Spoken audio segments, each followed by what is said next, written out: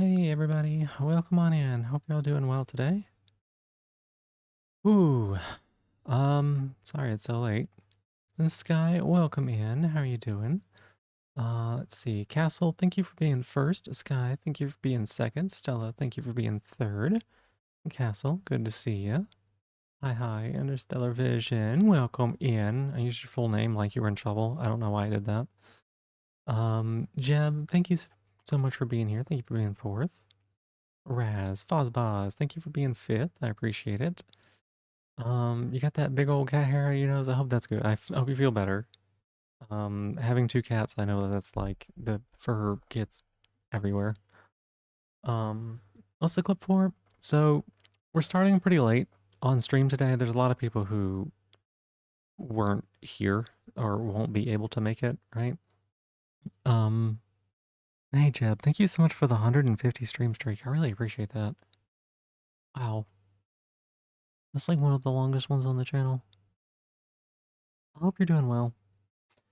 But yeah, we're starting really late, so some people aren't going to be able to catch the stream. But if they watch a clip from the VOD, or if they watch the VOD itself, then they can use that to maintain their stream streak. So I went ahead and made a clip, and I'll be posting that in the Discord later for people to be able to get to easily. So that's what the clip's for. I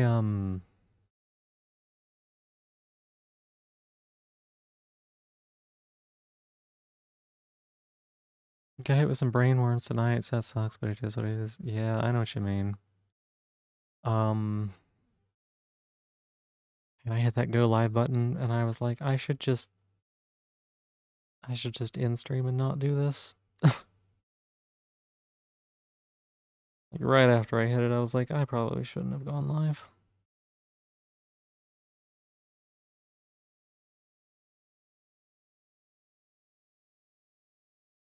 Today was a rough day.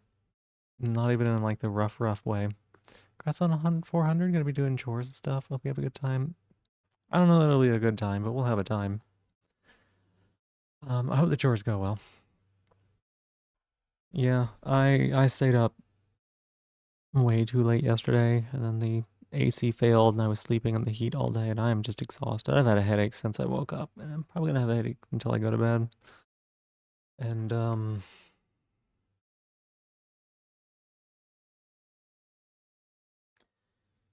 I don't know. It's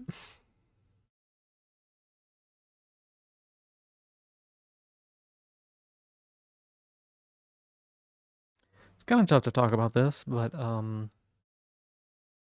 was gonna make a decision on laser hair removal yesterday, and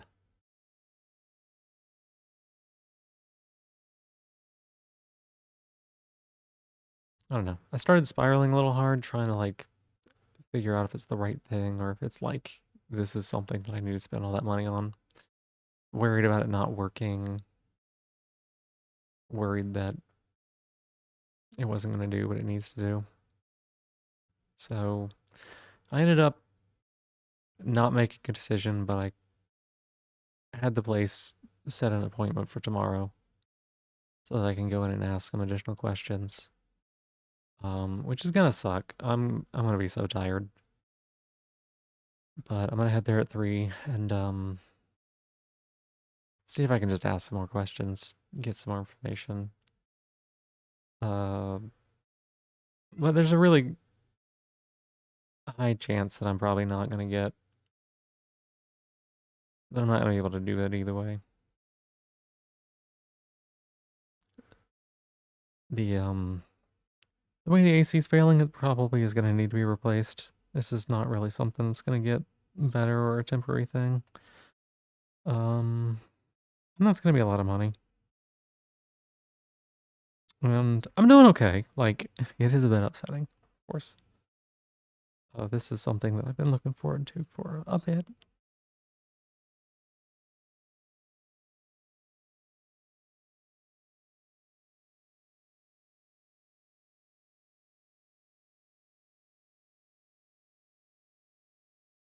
More than half my life, actually, now that I think about it. And I think what struck me today was things have been going pretty well for me recently, you know? Like stream's been great. I've been doing really well mentally. Um Things in my life have been going fine. And then kind of all this happened at the same time. And it's just really surprising how quickly and easily it is to fall back into the mindset of like,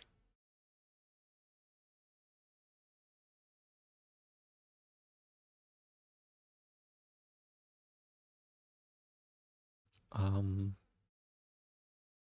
just like fatalistic. Like, this is why, like good things never last. Like, this is why I shouldn't want things in life. Um, this is what I get for trying to do something for myself. So it's really easy to fall back into that thinking. Um, and I'm a lot better at like recognizing that now, which is good. There was a little bit today where um, I indulged in that ruminating about like how difficult things are and like how I've done so little for myself and how I have just let everything fall to ruin around me, um, with depression and things like that. And yeah, like I said, it was just really surprising how quickly I can go from like earlier this week, like everything was great, everything was wonderful. And then just a few things happen at the same time that causes me a little bit of stress, and it's just like in my mind, it feels like the world is ending, right? But it's not.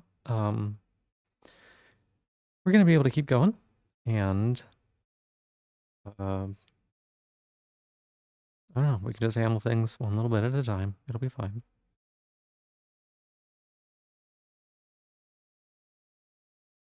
But like I said, it is a little bit disappointing.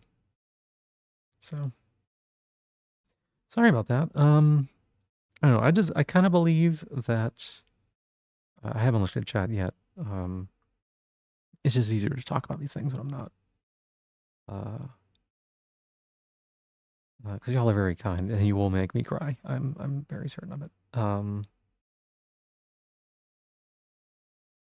I don't know. I feel like it's important to be open and vulnerable about the tough parts of life as well. You know, um, things are difficult for everyone. And it doesn't have to be just physically. Sometimes it's mentally, sometimes it's emotionally, sometimes it's relationship things, whatever it might be. Um, but I think that there's like strength and vulnerability. I think there's strength in like opening up about the kind of problems that you're having, about the difficulties that you're facing, about the thoughts that you're having. Um, and I guess like part of me wants to make sure that people know that that's okay to do, that that is a thing that you can and probably should do for yourself, is try to be open about those things and talk to people about them and just like not keep it all bottled up inside. And so when I have the opportunity, I try to, I don't know, be an example of what I'd like to see in the world as far as like people being able to share the difficulties that they're having. So I appreciate y'all sticking with me through that. Gonna look it up at the chat here in a second, and like I said, probably gonna cry a bit. um,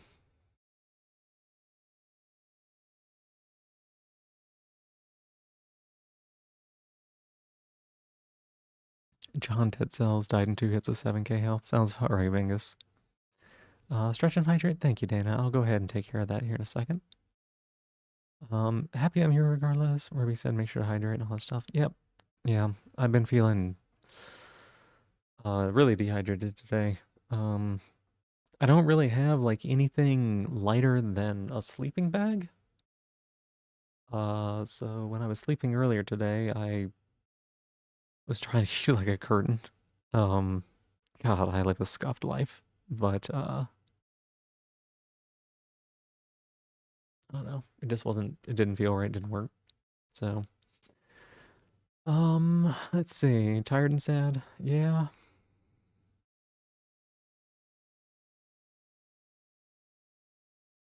yeah, it does really suck. Seems unfair that it takes a ton of good to make you feel like things are right, but it come a bad topples it all. Yeah, there's been a long period in my life where I've had very negative thoughts. So, it's difficult to break that pattern, and it's human nature, right? When things are feeling good, we like that. But we don't really like note that as something special. We're not like, oh wow, this was like a really, really, really feel good moment. Like I should really enjoy this, and it might not last forever because it just feels like it's gonna last forever, right? But when we hurt, like it feels real bad, and we want that to stop, right? Um, and the fact that it feels bad, um, feels overwhelming sometimes, or it feels like it's the only thing that matter.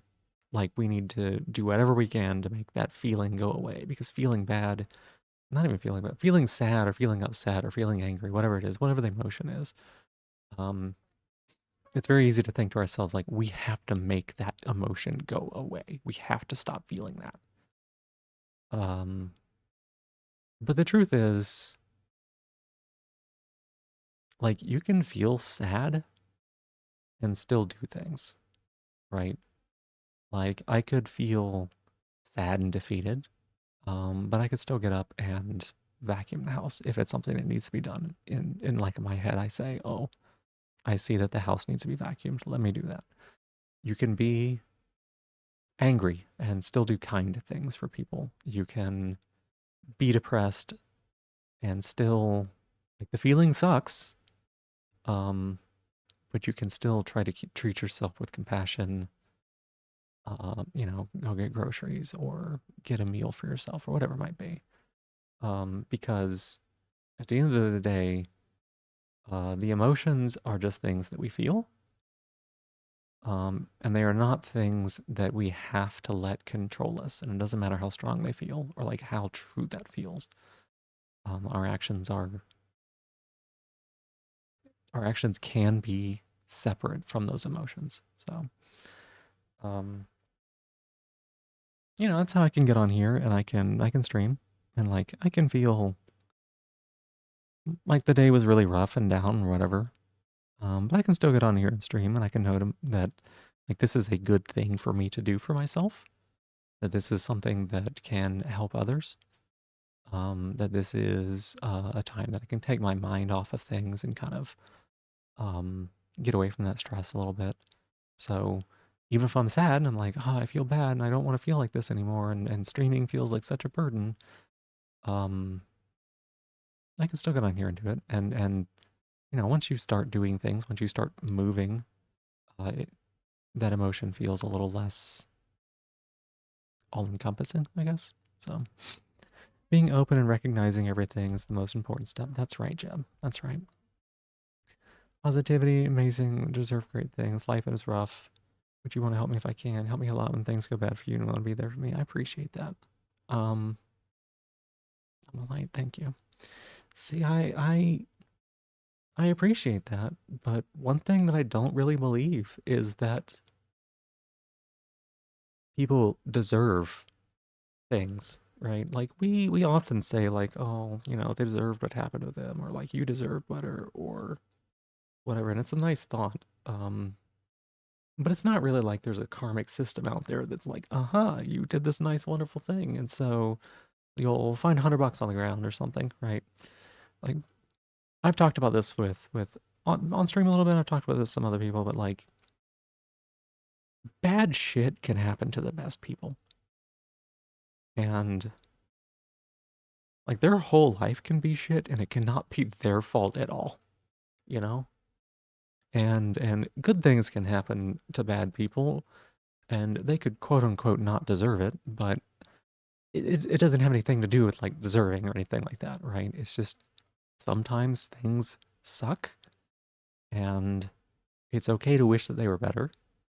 Um, but I do try to point out that like I don't know, I think that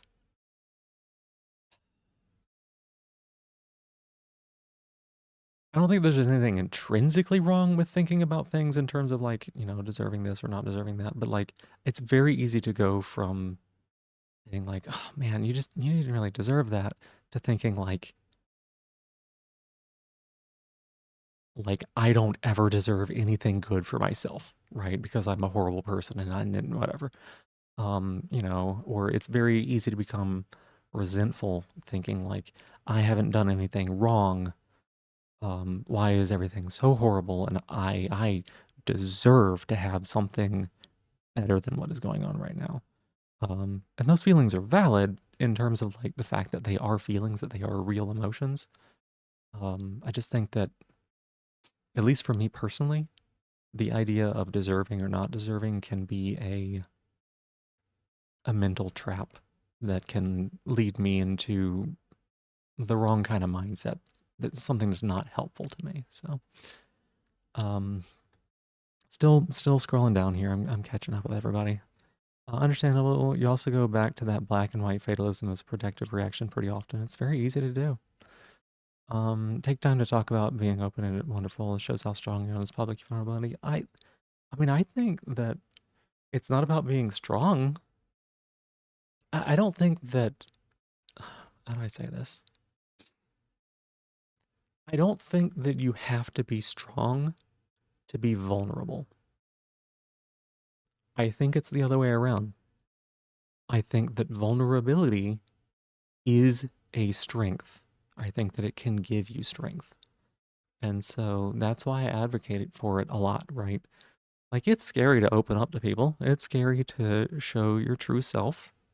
It's scary to, tell somebody like, "Hey, I'm not doing okay right now. I'm having a hard time." Right? Because we worry about being judged and things like that. We worry about what people will think if they find out like, "Oh, maybe I'm a little weird and maybe I like something a little bit too much." And, I don't want them to think I'm strange if I talk about it a lot or whatever. But like those vulnerabilities make us interesting. They're a strength. Um, it can be an inspiration to others. Um, like I said, if you're struggling and feeling extremely bad about yourself or in pain, like there are situations when you cannot share that with some people, right? That they may not be helpful people in your life, or they may use that against you or whatever. But like the act of sharing isn't the problem; those people are, right? When you're like have people around you that you can trust and that support you, open up to them. Like, open up to them. It's okay. It's okay.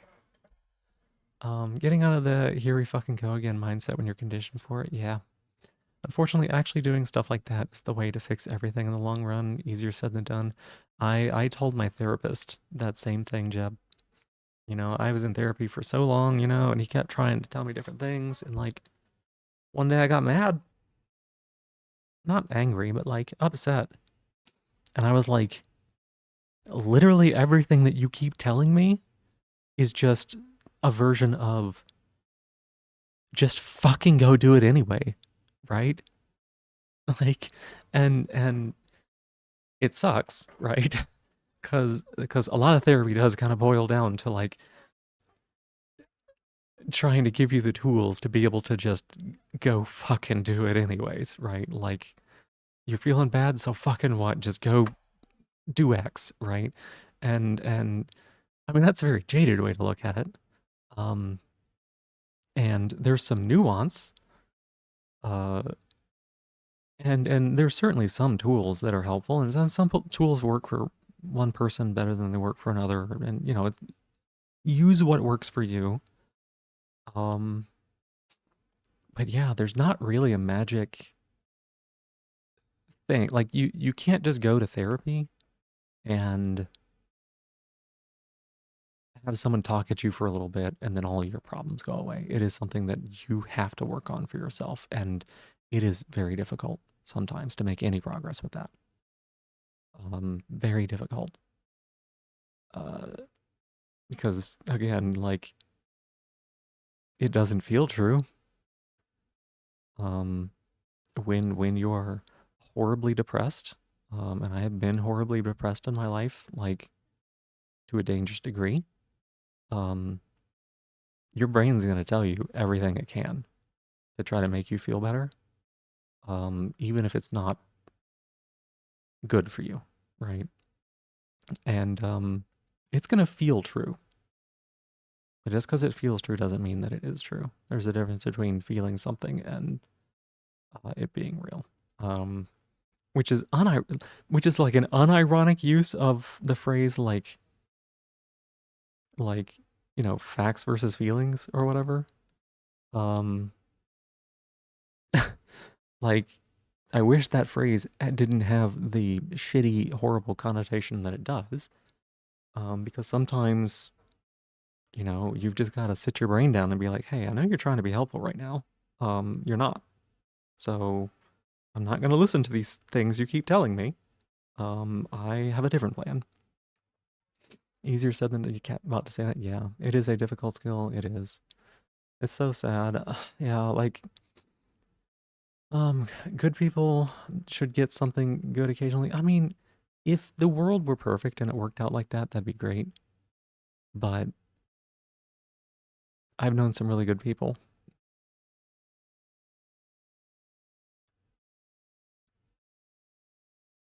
and I wish they got better than they did. You know, but poetic storytelling with karmic fates like that have kind of ingrained it. The good guys win, the bad guys lose. Yeah, yeah. It's a nice story. It makes us feel good. Hey, Alexi, welcome on in. I'm an inspiration. Thank you. I appreciate it. It's never going to be easy to open up for them for sure. Yeah. You don't believe in karma, and there's a nihilistic view that people do good because they expect good to come out of it. You just choose to believe that maybe something can happen if you keep going. This really just comes from your belief in absurdism and that life is a struggle and weird. Nothing can be explained. Yeah. And I think that there is certainly some truth in that, and that can be a helpful way to think about things. Um, because it's very easy to like have life just crush you. Like you can do everything right and life just come down and like kick you. And you're like, please stop. And it just kicks you again. And you're like, this is never gonna get better. And then it kicks you again. And you're like, this must be something that I deserved. And then it kicks you again. And that just reinforces that thought. Um I do wish that, and this is part of why I try to be like a kind person. Um Hi, kitty. You need to just chill for a bit. I'll feed you in a second, okay? You already ate like 2 hours ago. Your whole schedule's messed up. I know. I'm sorry. We'll get it taken care of. Like I try to be a good person not because I expect something good in return. Hey, y'all. That's the alarm telling me to start getting ready to stop stream. Um, Not because I expect something good in return, but because I wish the world were a kinder, gentler place, and there's a part of me that wants to believe that it can be. And um I don't know, it's a very like be the change you want to see in the world mentality where I'm like the world is not going to become a better place if I don't act in the way that I wish was the way that people could act in a world like that, right? Maybe a bit of a like a naive thinking, but I'm a bit of a naive person. If you're kind, people are more likely to be kind back to you. That is true. That is true. I don't really whether or not they're kind back to me isn't as important as just hoping that they're going to be kind in general to anyone, to everyone. You know. You think understanding the world doesn't give everyone everything they want, while believing people should have bare minimum of things met isn't. One second. Oop. Isn't a bad thing to hope for. The only way good happens is when people think it can do good. Yeah, yeah.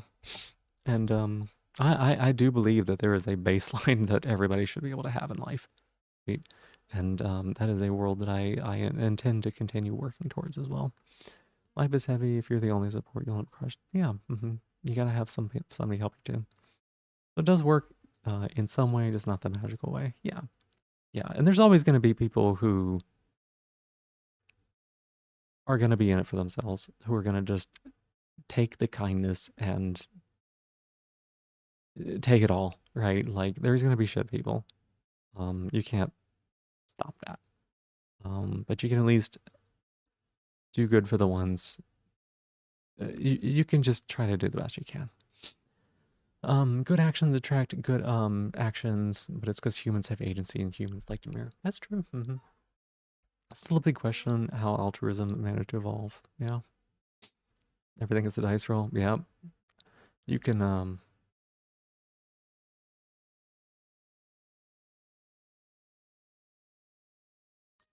you can give all you love to a person, and sometimes it just doesn't matter. So yeah, been there, done that.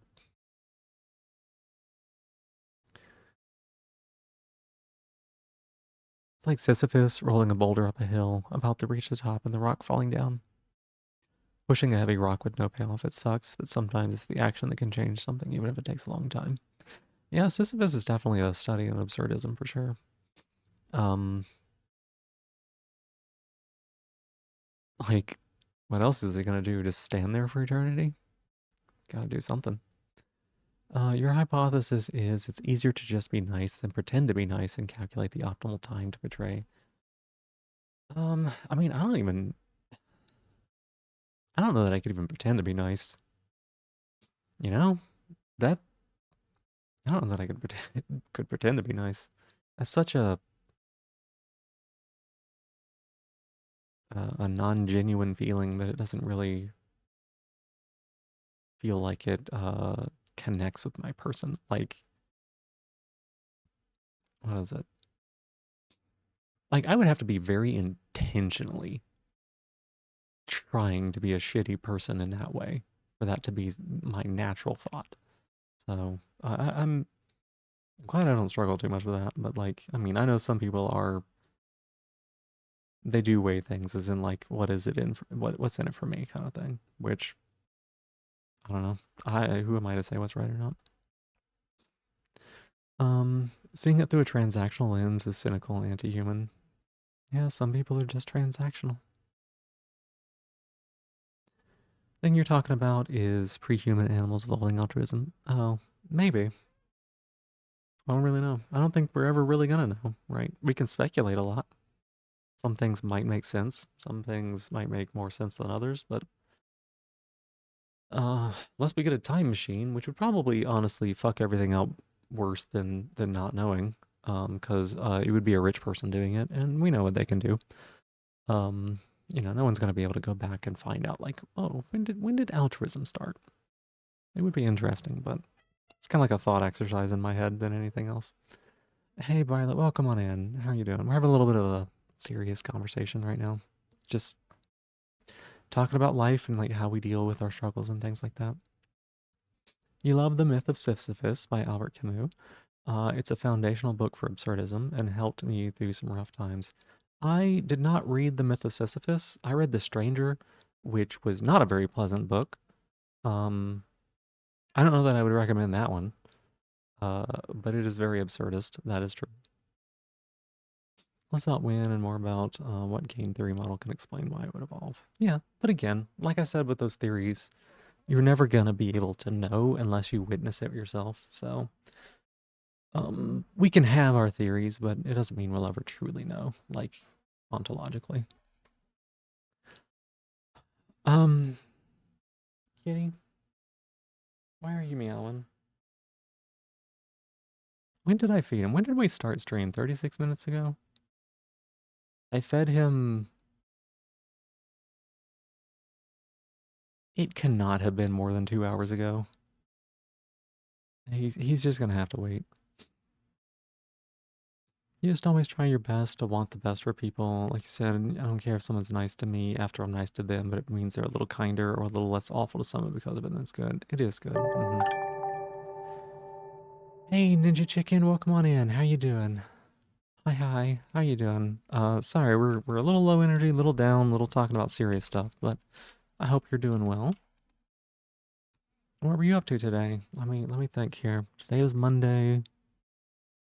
This wasn't a truck sim night, was it? Or are you doing more truck simulator? Oh wait, hang on, let me think. Terraria? Let me guess, was it Terraria? I wonder if it was Terraria. But welcome on in, everybody. How are y'all doing? I hope you had a good stream. We started so fucking late tonight. Did a Terraria randomizer than Minecraft. Oh man. So did you like fully complete the Terraria randomizer? Like how long did that take? That's pretty awesome. I've been thinking about doing some randomizers on stream. I was watching somebody do one the other day and it was kind of like, oh, this is a neat way to like spice up an old game, like a favorite. Sadly not, only did a little bit. What did you think about it? Was there anything that you thought was pretty cool, like any great moments, or was there anything that you like really struggled with a little bit? I was doing it while you were waiting for the Minecraft collab. Oh, I didn't know it was a collab. That's really cool. Who all did you hang out with? And what all did you get up to?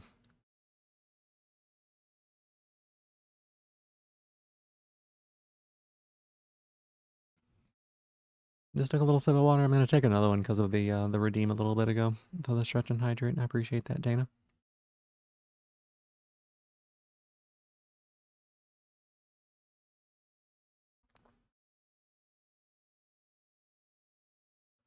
Let's get a good stretch in as well.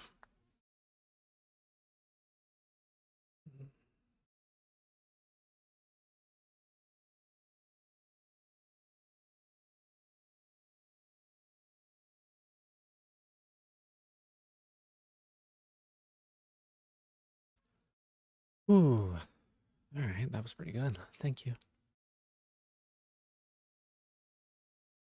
Not you.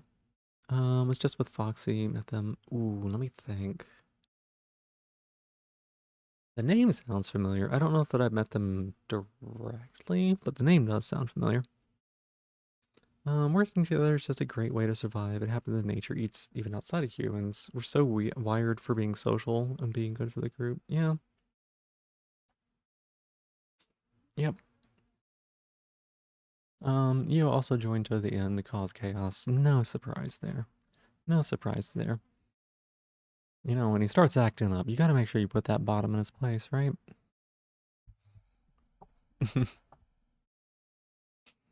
um, Trying to think about what we're gonna do tonight, y'all. My face kind of hurts.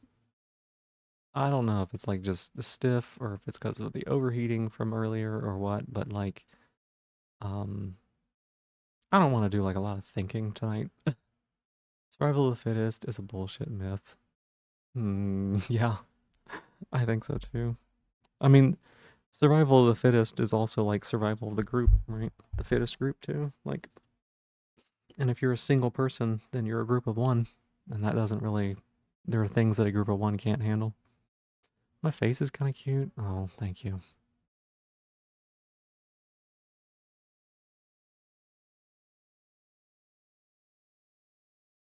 Like, I don't even know that I could do a Monster Train too. Groups have nothing on you. I mean, in some circumstances, doing things on your own can be easier than doing things as a group, right?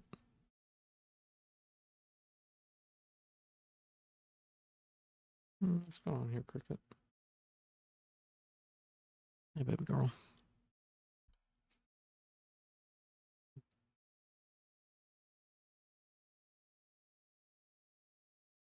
So looking at what we got here, I think I could do. Honestly, think I could do oxygen not included. I could probably do a run of Sekiro. I also have some clipping that I need to get caught up on. We're back to being 14 days behind again. So I could do some of that on stream maybe. That's honestly doesn't sound very exciting, but no, you're breathtaking. That's one meme I actually do know. Cricket, hi baby. You just bonked the mic. Why'd you do that? You just bonked the mic. She also wants food. Just use your cat as a pillow, a noisy pillow. Yeah, yeah. They're pretty noisy, aren't they? Work stream with music recommendations from chat sounds fun. Oh, Oh, that's tricky. Let me think. I haven't eaten 24 hours. You need food. Yeah, go get yourself some food, Ninja Chicken. Take care of yourself, all right? Especially today, like I'm being serious on that. Make sure you're taking care of yourself. Hi, cracky baby. Um, it's tricky. It's tricky with the music because when I'm when I'm doing the clipping, I'll need to be able to like hear what I'm doing, and both the music and the clips will come through my browser. So in the VOD, either both would have to be muted or both would be playing, and if they're both playing, it's gonna mute the VOD. So um, I don't know that I could do music if we're doing the work. Um, we could maybe try it. No, no, it's a good idea. It's just a matter of like um technical setup and stuff like that. I don't have like a Spotify or anything like that that I use. I just use YouTube because I don't know. Cricket is sitting in my lap on my arm like she is a evil villain cat. Any of y'all know what I mean when I talk about like Inspector Gadget's cat? Weren't expecting to go 9 hours in your defense. No, no, I know. But here's the thing, Ninja Chicken. If you missed your eating, and getting water and everything like that, if you missed that, all the more reason to make sure you take care of it now, right? If you're using Linux, you know a way to do it. I mean, there's ways to do it. I'm just not gonna like get those set up right now. Like I could pipe it into like a digital input and but I'm not gonna do that. Inspector Cat get, yeah, Inspector Cat get. Hi baby girl, how you doing? Hey, hey, hey. She's a little girl. She's in my lap. Gonna be FK. Take care of the silly snail, y'all. Oh, thank you. Hope you have a good time. Um, good luck on those chores, Roar. It's funny though, cats are good at noticing their favorite person's emotional changes. Oh, this ain't that at all. I wish that was the case. I wish that's the case. Cricket's just hungry. She does this whenever she wants to get food. And Jab, that's my shell. Give that back. I need that. Also, you already did the here, so it doesn't work, unfortunately. Head and pounding, go get food. All right, bye bye.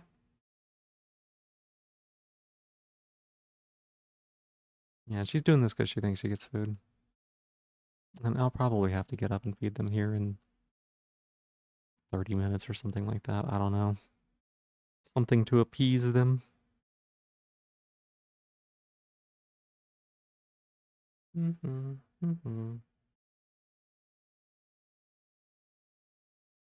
Stuck in the washing machine. Oh my gosh. You take a look at that. Ben, I like that. Thank you so much for the 3 stream streak as well. I appreciate it. It's good to see you again. Yeah, we talked about this a little bit yesterday, but it's always nice whenever somebody like stops by again.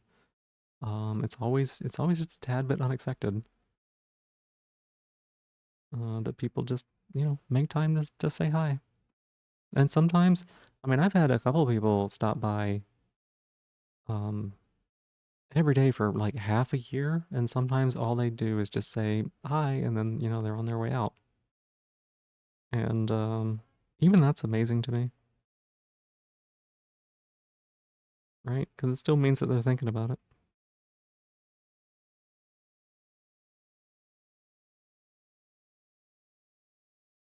I wish I could make these emotes bigger on my screen.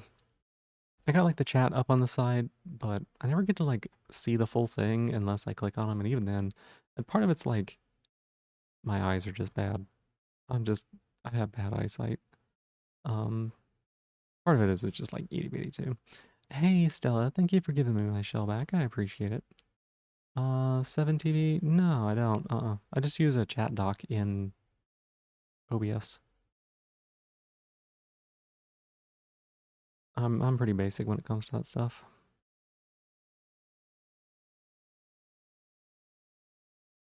Oh, it's okay. I know that it's an option. I just never really bothered to look into it. Haven't been that interested really. Violet is a sweet start, so you're not surprised she's back. I've come to learn that in the last 3 days. Quite sweet.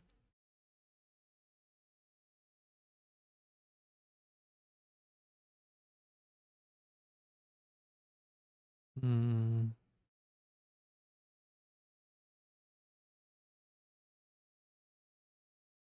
What were we doing in oxygen not included? How close to disaster were we at? Good question.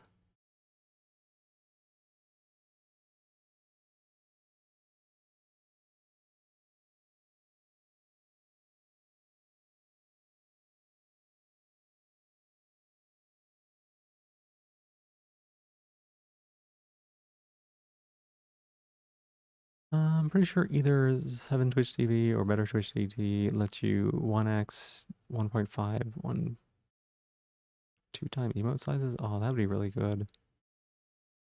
I bet I could see 2-time emote sizes. It'd make the dock a little weird. Well, I don't know that I could do it through the dock. Maybe I could. Um, if it's browser only, since it's like a browser extension, I think. If it's browser only, then it would be challenging because there's a lot of times I don't have the extra bandwidth to even have a browser page open when I'm streaming some games.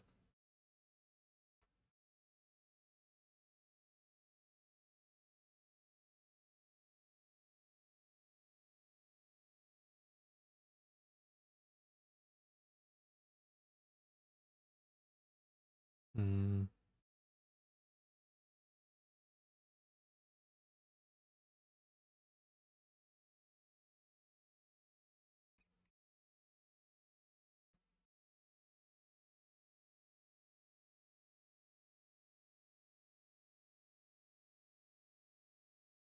what the? You didn't see that earlier? You got stealth complimented. And spare, you don't have any bandwidth either. Yeah. Yeah, like if I play Sekiro, I turn off the model, right? Because it's the only way to make it run. I had to close out of Discord the other day to make it bearable. Let me look through the games one more time.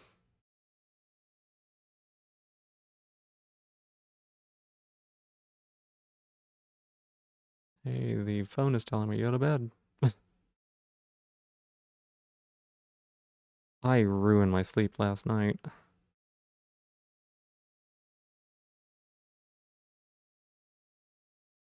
Speaking of Sekiro, yeah, Bingo, what's up?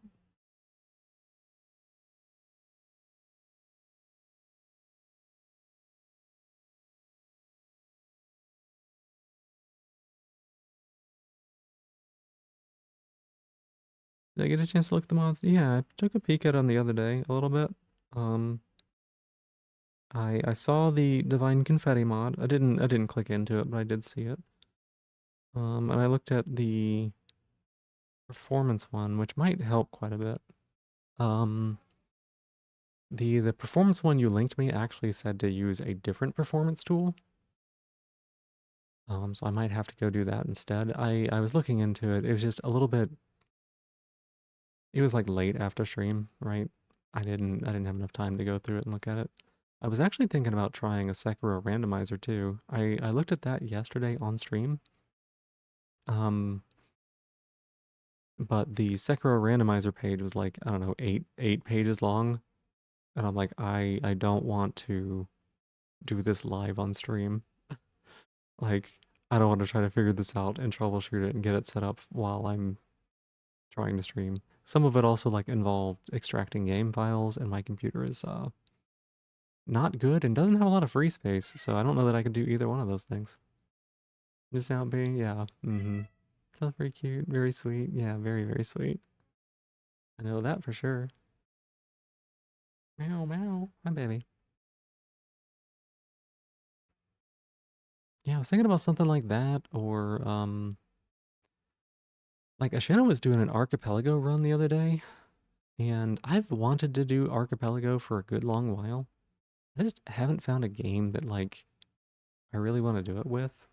And some of the games that I'm like I'm pretty good at, and some of them I'd be like really slow at, right? Like I could do like a Dark Souls 3 Archipelago. That's probably gonna be like, I don't know, a 10-hour thing or more. Who knows how long that would be, right? Factorio would be like 30 hours. There's no way I could finish it, right? So,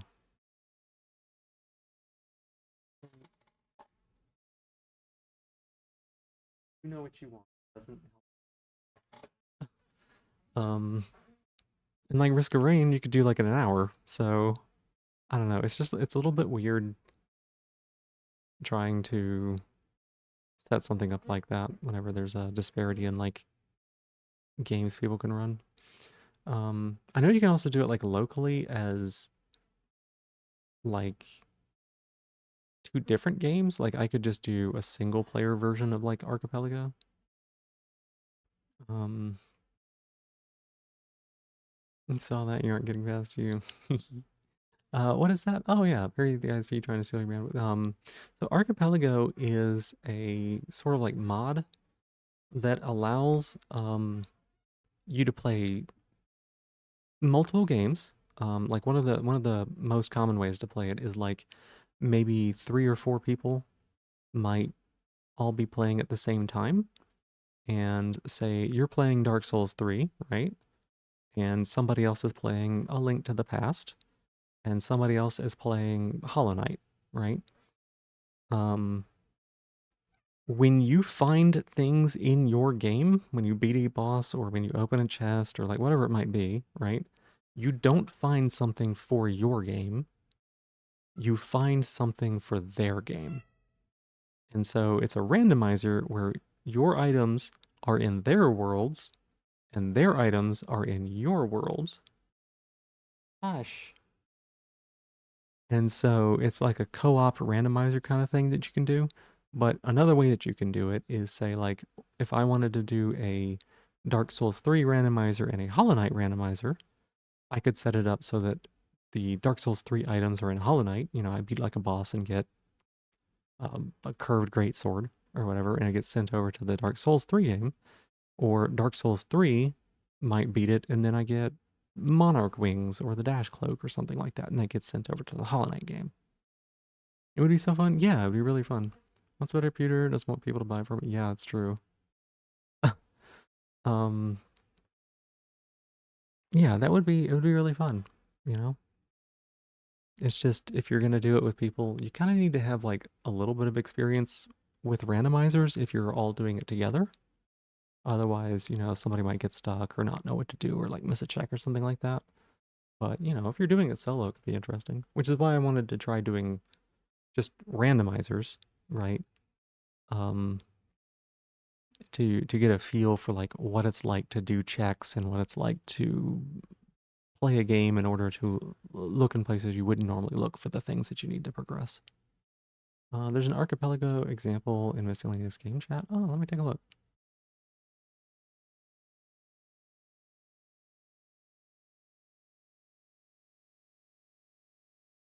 I need to add some more.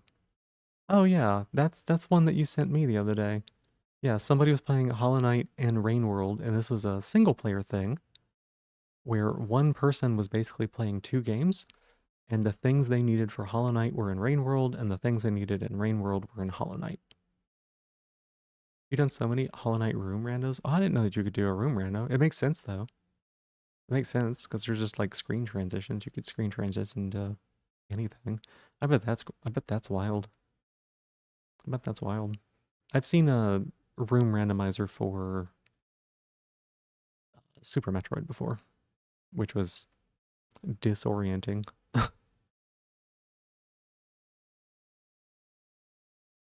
Very disorienting. Hmm. You think you could do Dark Souls 1 for that? Maybe Ocarina of Time? Let me go see what all was supported.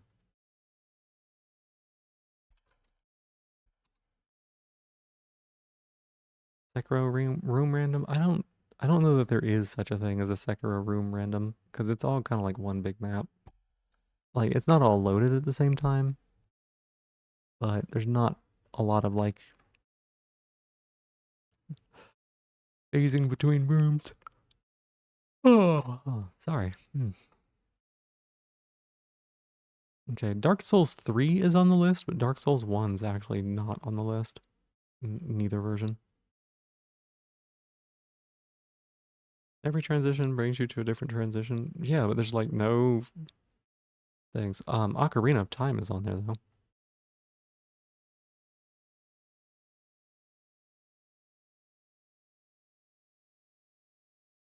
For Souls likes, usually enemy randos are their bread and butter.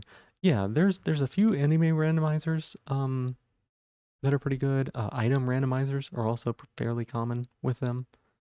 Um, I did hear that there was an Elden Ring um dungeon randomizer, which sounded really fascinating.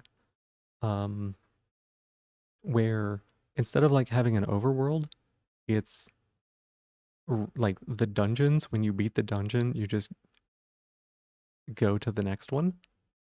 And so, like, it's loading little miniature maps all at like one after another, and you're like beating the bosses and clearing the dungeons. And it works with other randomized options as well, like randomized items and stuff like that. But that sounded really awesome. Problem is, I can play Elden Ring. I cannot play Elden Ring and stream it. 100%. My computer would not allow that. That would not be functional.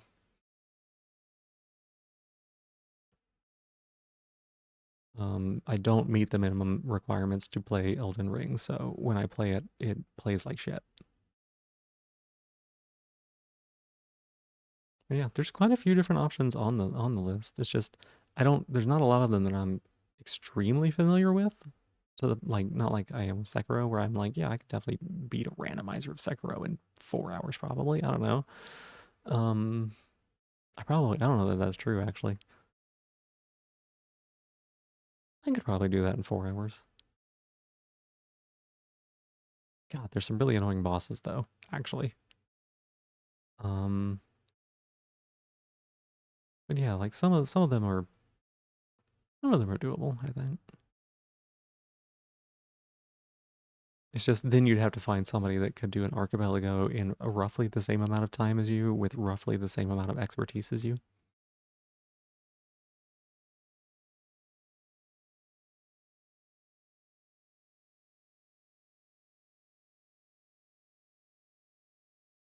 Like I know you're really good. I know you're really good at Hollow Knight, Bingus, right? But like you can beat 100% Hollow Knight faster than I can beat most games I've ever played. So it's one of those things where it's like trying to figure out something that like works well. Mods are just so cool for adding extra stuff to games. One of your dream things to do is get a group of people for the Stalker multiplayer mods for the OG3 games. Oh, interesting. I don't know that much about Stalker, but I do. It's like a squad-based game, but it's like single player, right? Um, what the heck did you, what?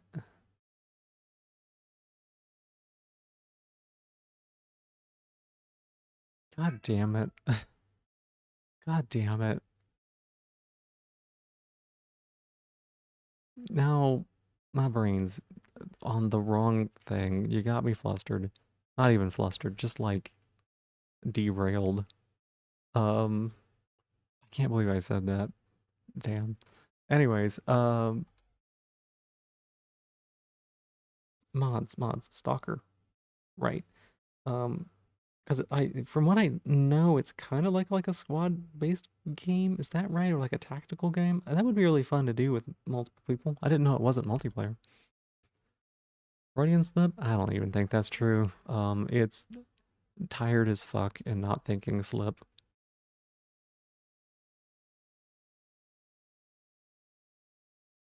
Yeah, I'm definitely not in a mood where I'm like, yes, I want to be bred right now. That's just not that's not where my headspace is. Um, that sounds like it would be so much fucking work. I didn't intend that to be a pun or anything like that. Um, Stalker is more like a hardcore-ish Fallout game. Oh, then I must have the completely wrong idea of it, because that is not what I thought it was gonna be.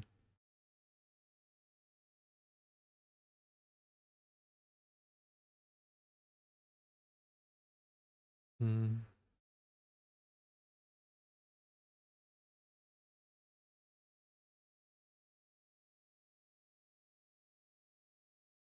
Sorry, still just looking through the list of stuff. Um,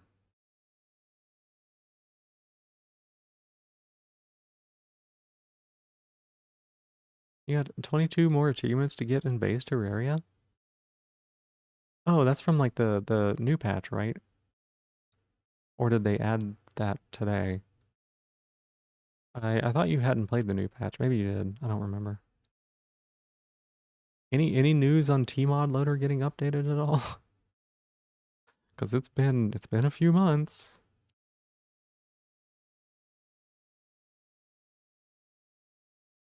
946, yeah.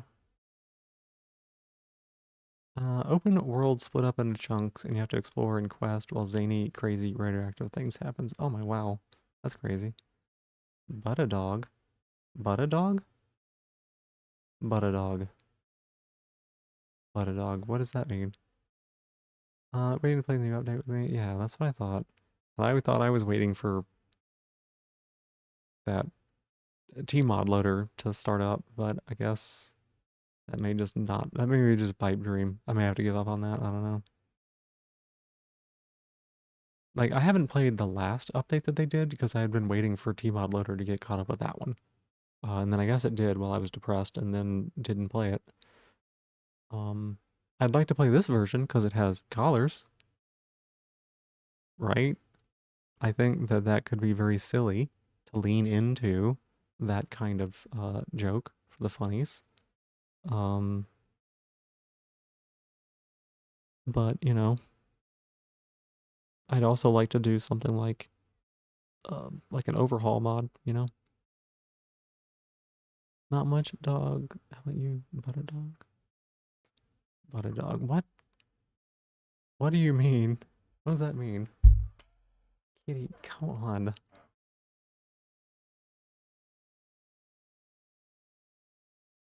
Got a weird assortment of food, but you know what? It's food. Yeah, nutrients go in. Energy. No. I'm glad that you're eating. We'll just stick with that. We'll just make it basic. Good job for taking care of yourself.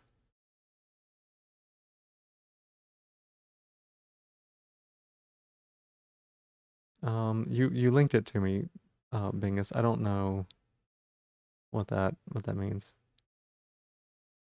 Stuffing, carrots, sushi, apple juice. There you go. That's pretty good. The latest one, Indians. Yeah, like what's a TLDR on that? Stella, I mean, I'd wear the collar because I just like wearing collars, right? Um, and there's part of it that's like for the bit, and there's part of it because I enjoy doing it and I get something out of it. But like right now, I'm definitely more in the like lean into the bit and less in the like he blushy face fluster butt, you know. Um, what's up, Bingo? What's damn?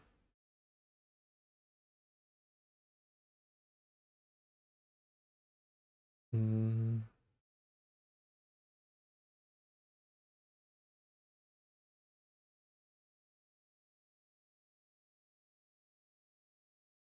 every time I'm going silent, it's because I'm looking over here at games to be like, what am I actually gonna play here? Baby cat, come on. I'll feed you in a little bit. You need to wait a little longer. 4 hours. 4 hours is what you take. It's 4 hours. It doesn't matter when. It's four.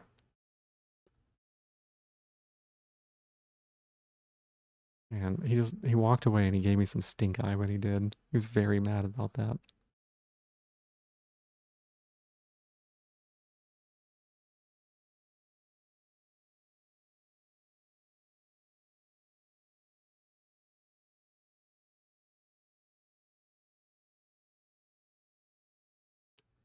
Hmm.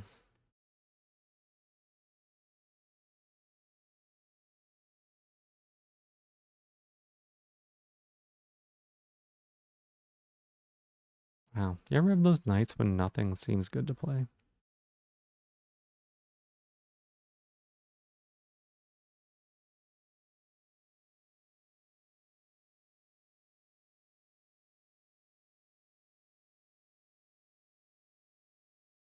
Yeah, yeah, it does suck. Um, I mean, part of it's like I want a game to be darker because I'm a little light sensitive right now, and I want it to take no brain power, and I want it to not be like hard, and all of those things are hard to find in a single game. One that's interesting.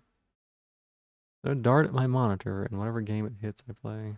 I Unfortunately, randomizing things like that doesn't usually work that well because I get the answer and then I'm just like, that doesn't seem fun.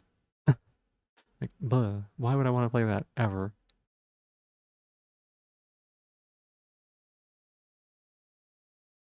Let's see. You realize you had, actually had a collar bought for you by your ex like 7 years ago. You only wore it a few times, but it's still around somewhere. And just a random memory unlocked felt like sharing.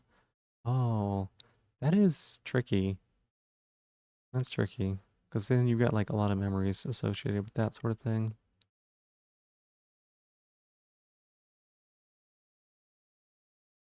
I didn't know. I didn't know that about you, Roar. Thank you for sharing. Thank you for sharing that little information. I learned something new about you. You're fine with it, just an item. You know, I'm weird like that. Some things, I'm absolutely that way. And some things, like, there's just so many memories wrapped up in it that I can't even bear to look at it sometimes. Hey, Saturn, welcome in. How are you doing? It's good to see you. Like, the purse that I use right now was a gift from somebody who ended up honestly hurting me pretty bad. Um, but like, I don't know, I had already very quickly internalized that like this is my purse, and so it's just never really bothered me. Not as much as all the hundreds of other things that every day were like fucking reminders. And Saturn, thank you so much for the 40 stream streak. I appreciate that. Heck yeah. You need to buy yourself a collar and a choker. Get more excited about the idea of the random than the thing it chooses. That makes sense. Yeah, I get that. You also have unusual attachment items. Yeah. The initial process is complete. They're having contributors look through everything to make sure it will work. They're also having modders discuss shortcomings and need of fixing, and said modders will have early access to update their mods.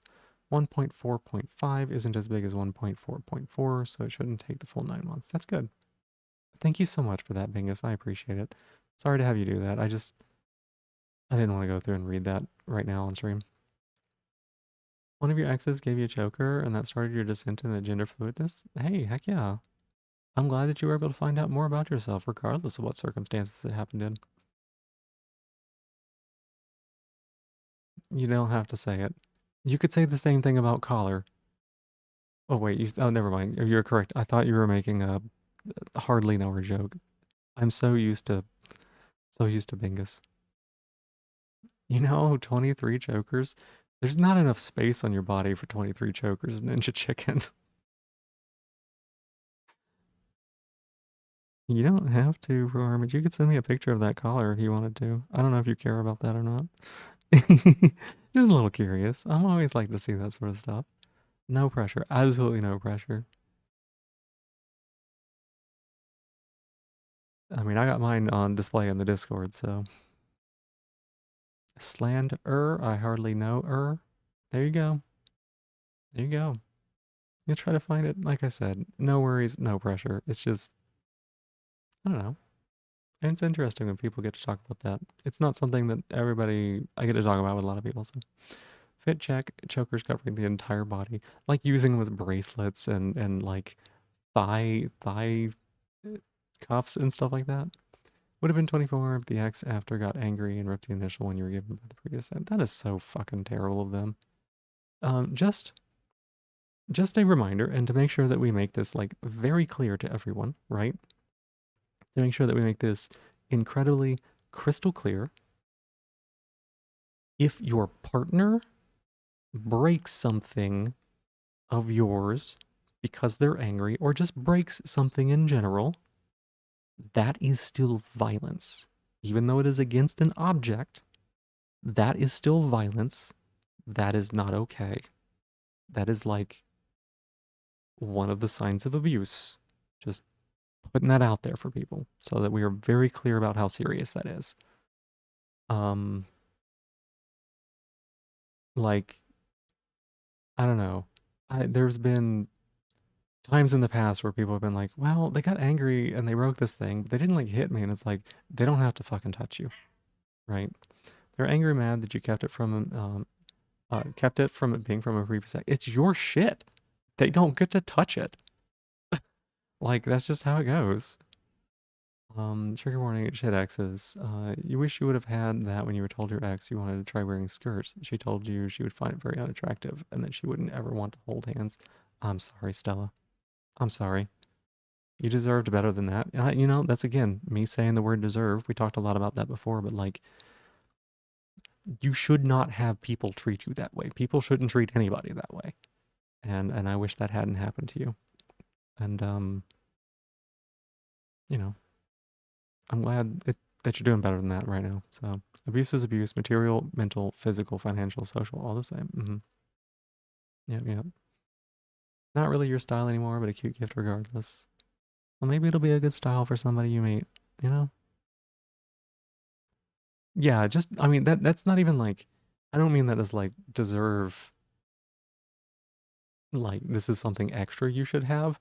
It's literally like the baseline consideration. Yeah. That is probably the better thing that I mean. Like, your partners, the people that you're with, should at the very bare minimum fucking listen to you, right? That's why they're with you. It's because they're supposed to care.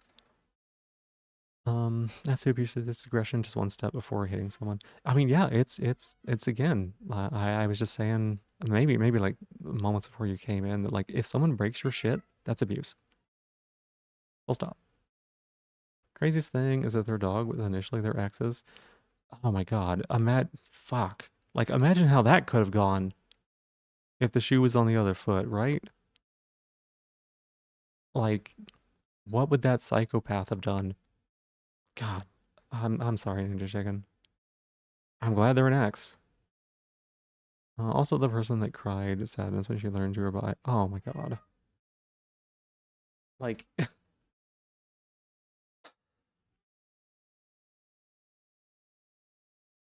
that blows my mind, right? Like,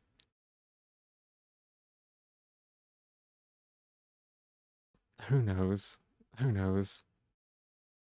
At the very least, I just hope she doesn't have any influence over you anymore. That's the important thing. Um, crying because somebody is bi. Like, what the fuck? Like, oh, that's mind blowing. Like, hey, I still like you and I'm still attracted to you, but I'm also attracted to other people sometimes. Like, you've ruined my world. Like, what the fuck? I don't know. It's not like straight people aren't attracted to other people, even if they have partners. And it doesn't mean that they're gonna like cheat or uh, anything like that or leave you. Like, God, that's such a wild mindset. It's so hard to even wrap my head around. You know, if a partner told me that, I'd be like, "Hey, thanks for letting me know. Like, I'm glad you know more about yourself. Heck yeah, bigotry encrusted in the bones. Yep, yep. I mean, it's the same baffling situation that I have when people hate other people for the things they do that have no impact on their own lives.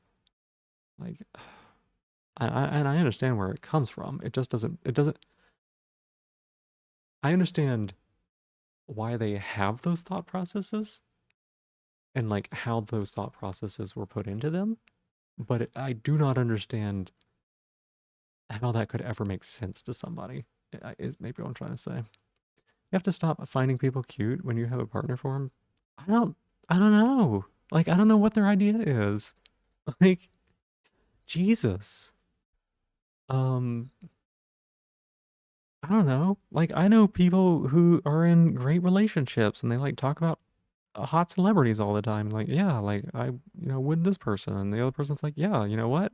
I can see that. I'd love to get you with them. One of your best friends turned out to be a super abusive piece of shit. Learned that they did a lot of shitty stuff and tried to manipulate you when you stood up for his now ex-girlfriend. Had not in place anymore. Yeah, you're gonna keep calling your friends cute if you want. Yeah, that's right. And gays having the loving gay marriages. Oh my god, it makes me so mad. Like, yeah, exactly. But that's not even how they think about it, right? Or that's not how they think about it. And like I've had to think about this myself. Um, like to like try to wrap my head around it. The people who are like truly angry at the queer community, the people who truly consider us a threat, they do not think we are people. They do not think we are people. They think that we are like literal demons pretending to be people with the purpose of eternally corrupting the souls of the innocent, right? Like that is the level that they're thinking on, right?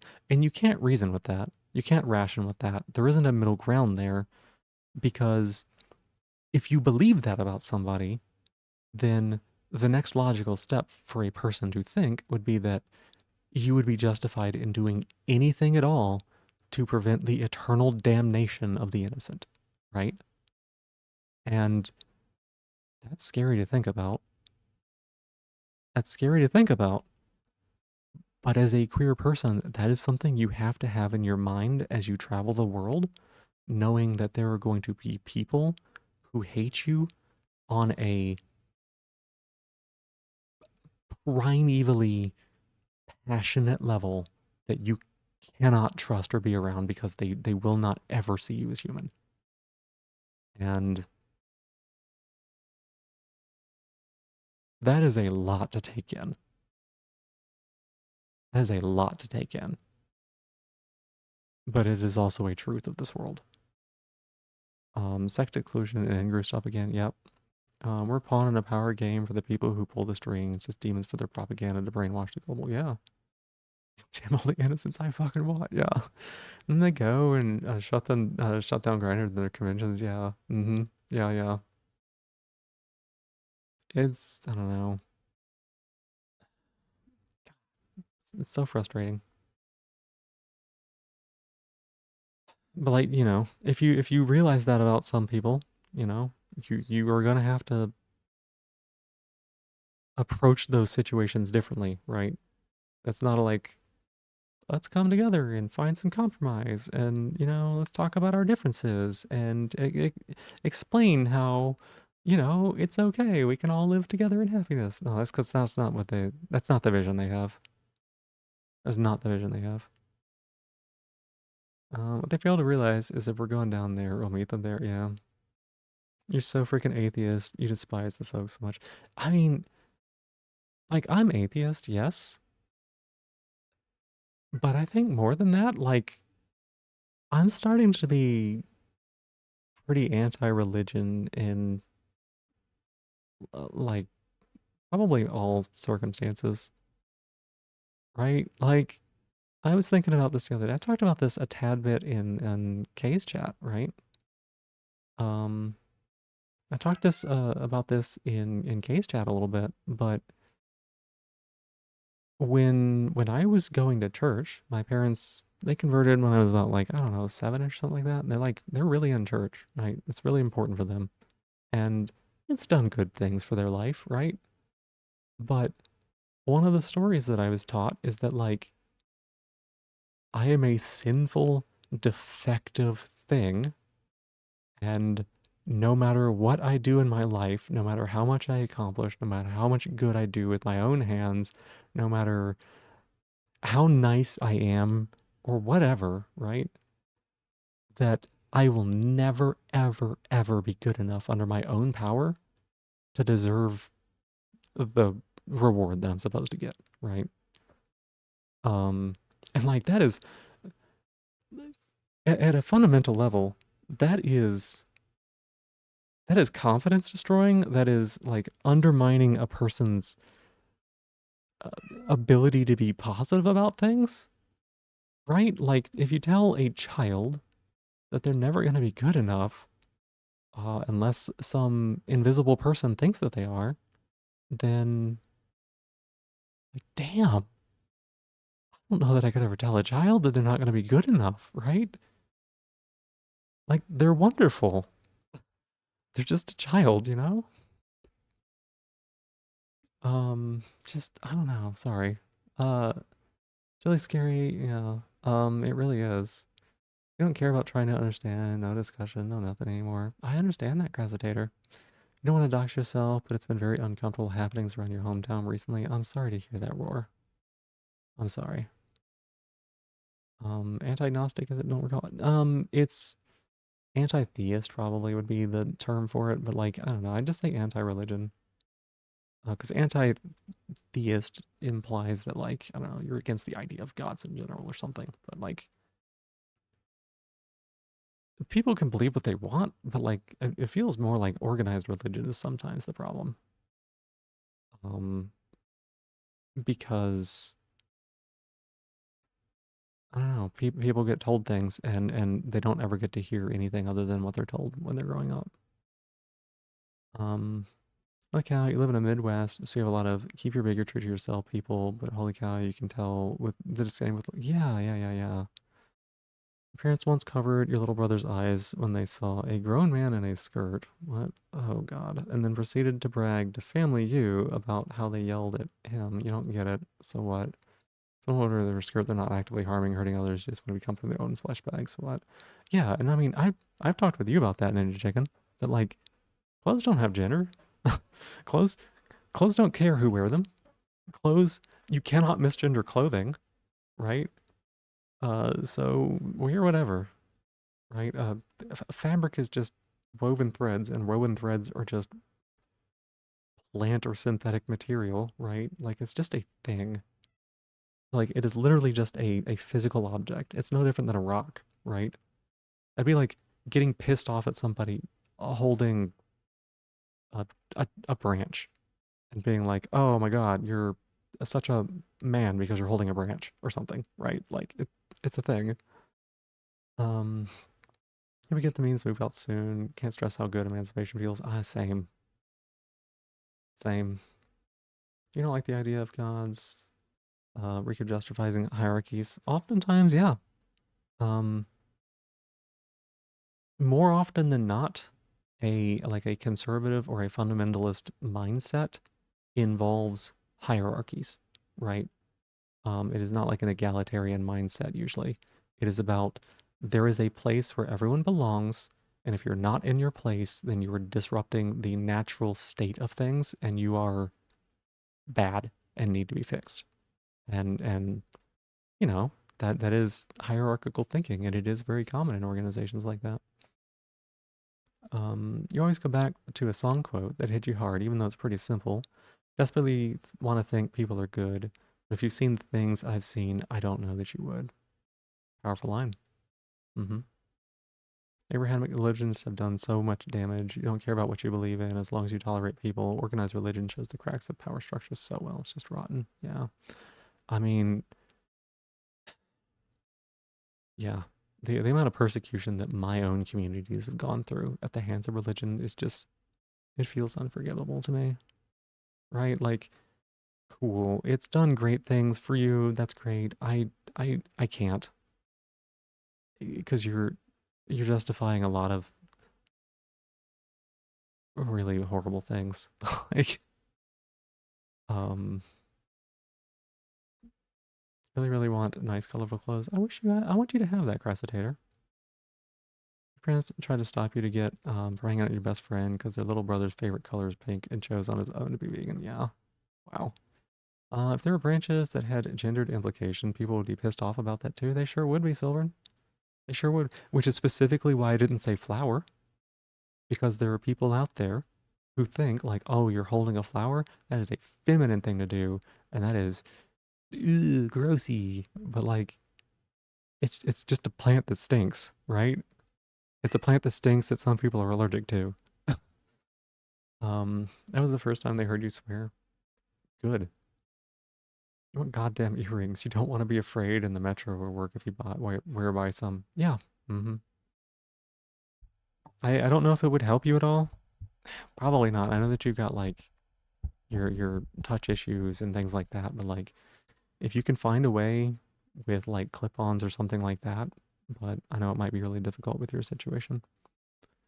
Are your friends not okay with your opinions? They can't speak about stuff. They wouldn't be comfortable to change topics, crack jokes, denial. Yeah. Every time you have, every time people have conversations about the stuff, you get reminded of the song lyric. Maybe I'm naive for thinking there's a mountain so stubborn that a mountain so stubborn could move. But if I'm a mountain moving, then maybe you can be too. Oh, I like that. Oh, they're apolitical. Yeah, get mad, get mad. Only your queer friends would speak about it. I say. Wouldn't be comfortable or changing topics or crack jokes. God. You know, like I can't say that I was always a perfect person, right? Um, it took me a long time to get over some things that I had hung up, and like religion was definitely a part of the a barrier to part of that. You know what, y'all?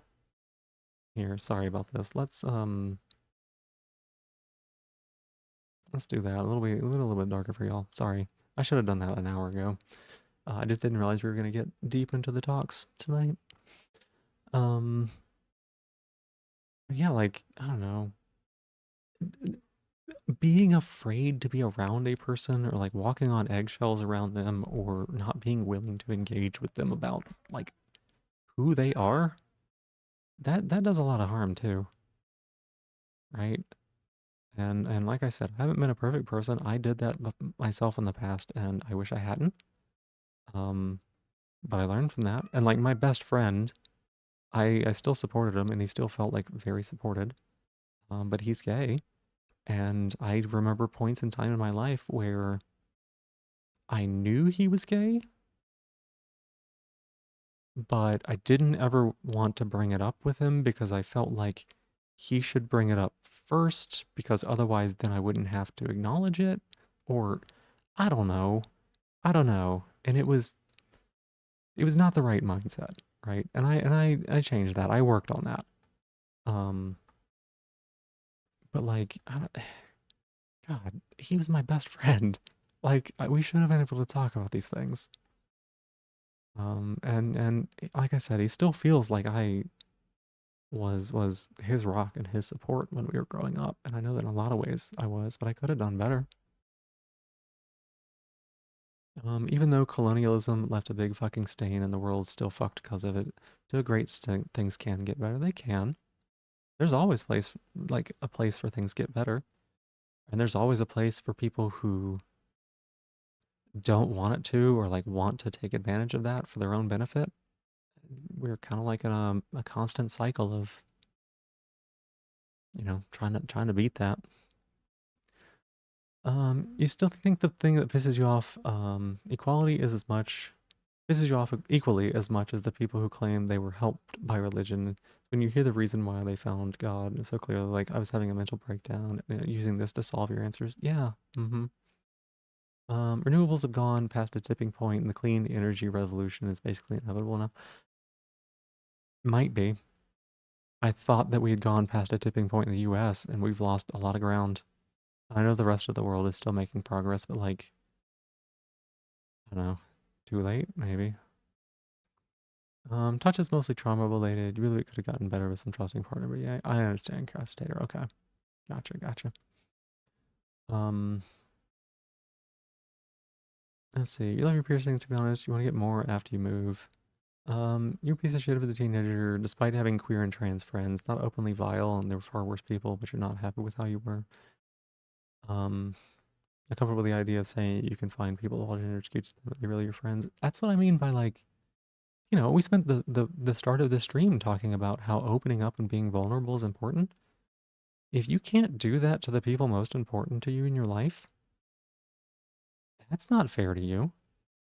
You should be able to have people in your life that you can talk to about that and who can understand you. And Roar, like I said, very much the same boat as you, right? There were other things that I did that I'm not proud of. Um, I try to have some compassion for that person that I used to be. And at the same time, I try to recognize the flaws that I had and continue to work on those things. Like, I don't think that where I'm at now, I don't think I'm done, right? It's a continuous process to always try to improve ourselves. There are things that I can always get better about. There are um, groups that I can always do a better job of listening to. There are people that I can always do a better job of supporting. And so I just try to keep that in mind when I think about the past version of me, to not just like boil myself in hate sometimes, because it can be easy to do that. Um, there's a difference between being not into politics and not being active in them. Like you understand that people don't want to put themselves in danger through protesting, but not to think of all the things seems like a little bit odd.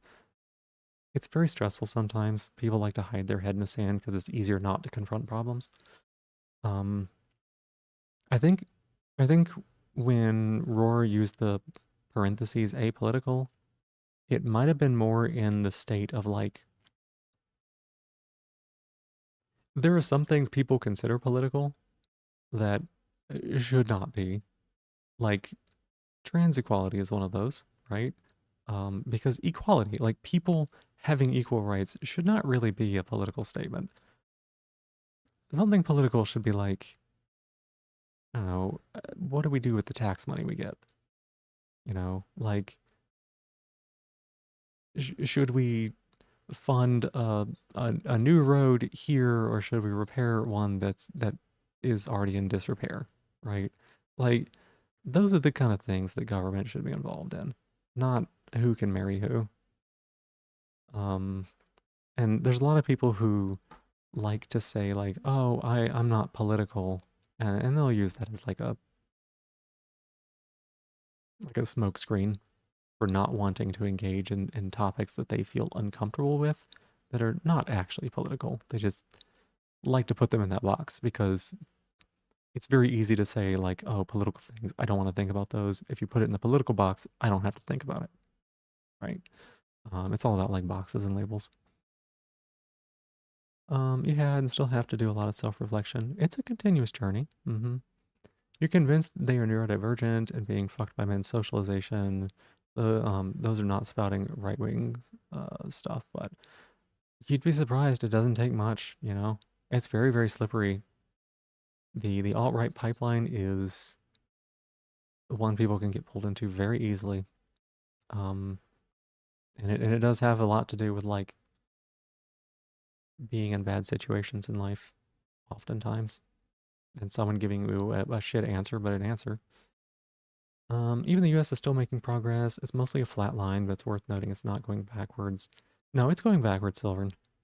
It's going backwards. A bunch of state governments just approved balcony solar panels. The U.S. government just canceled a contract for like wind farms that it cost us a bunch of taxpayer money to be like, no, you can't build wind farms here anymore. Like it is actually going backwards in places. Um, there are some states that are doing better. There are some places that are actively like trying to make it illegal to have like electric vehicles again. It's mind blowing. Um, the way how your best friend found out you were gender fluid was through them seeing that you were streaming via Discord. You find it so funny. The next time we hung out, they said, "I always thought of you being non-binary, but you're the human definition of gender fluid. You can really swap and confuse everyone." I love that for you, Ninja Chicken. I love that you got recognized in that way. You know that they were able to see that in you. You don't think anyone will ever be done? I don't think so either. Yeah. You've adopted this radical belief that something has an effect on another person, no matter how it's political. Yeah, like I don't know. This is political. This is talking with people and interaction political, making art of any kind of political, infrastructure political. That's another way of looking at it. Yeah. Like if people don't want to think about this, then they maybe shouldn't aren't too comfortable in the place they are. Stop burying your head in the sand. Actions have consequences. I think that's all very fair. I think that's a very fair take, right? Like at the end of the day, political is a word. It's a label, and we've talked about labels before, right? Labels labels are just a word that we use to like bundle up a bunch of concepts so we don't have to like talk about it. We can just use it as shorthand. And labels are very easy to get misused, right?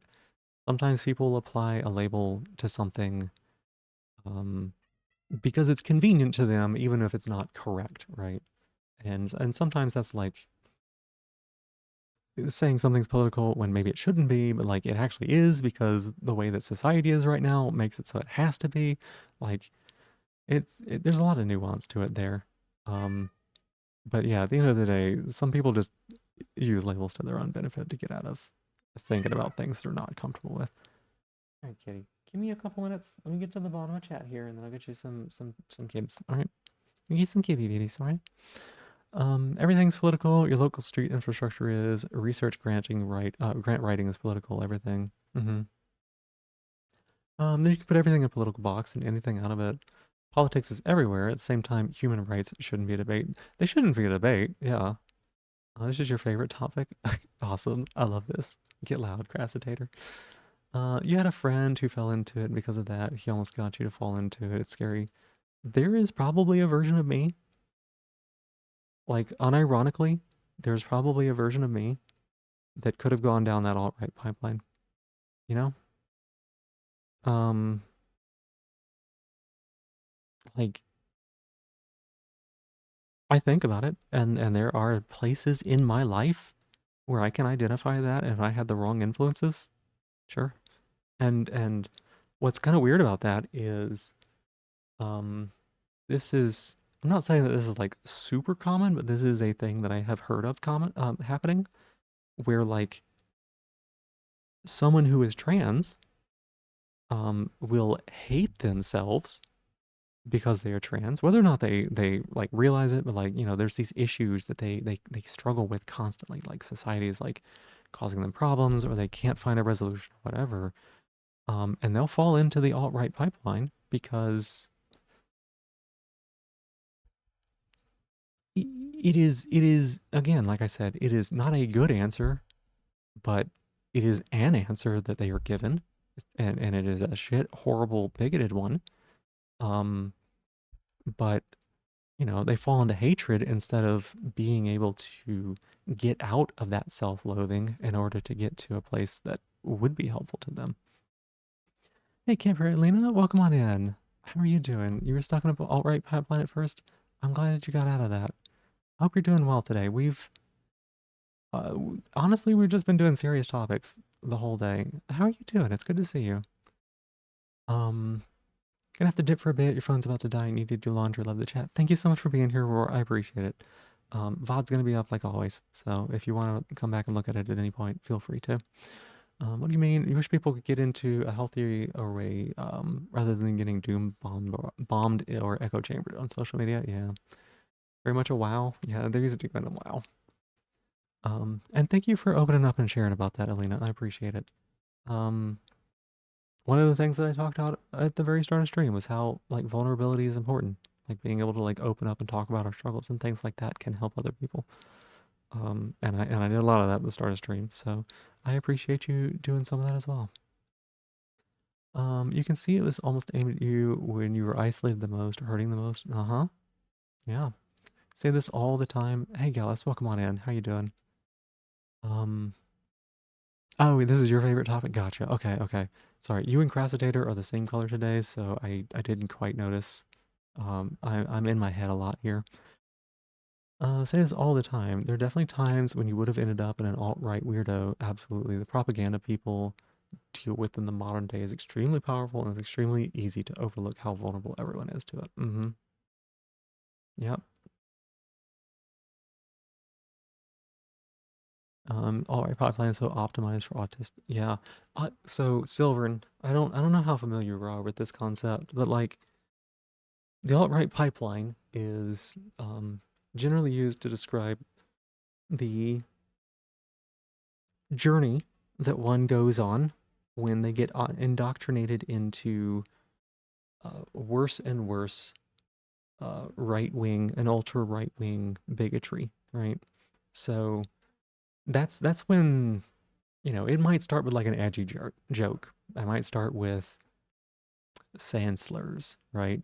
It might start with doing making jokes that you're just joking about, but if no one calls you on it, you're not actually joking, right?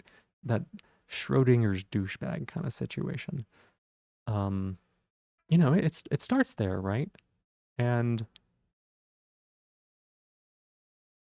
sometimes that doesn't seem harmful when a person is doing it, right? It's like, oh, it's just a joke, or like you can laugh it off or excuse it or whatever. But the goal, one way or another, is for people to get pulled further into that pipeline. And, what starts out as an edgy joke stops being a joke, right? It starts being the actual feeling you have about the situation. And, you know, people start telling you, like, this is when, like, conspiracies start coming in. This is when, like, the answers to your problems start coming in, right? The answers that they give you that so and so is the cause of the problem. And that, eventually the point is if you get deep enough, they tell you that the answer is that you need to do something about it, right? And I'm being intentionally vague here, but it's almost always the same groups that get targeted, right? Um, and this pipeline tends to happen for people who are more isolated. It tends to happen for people who are in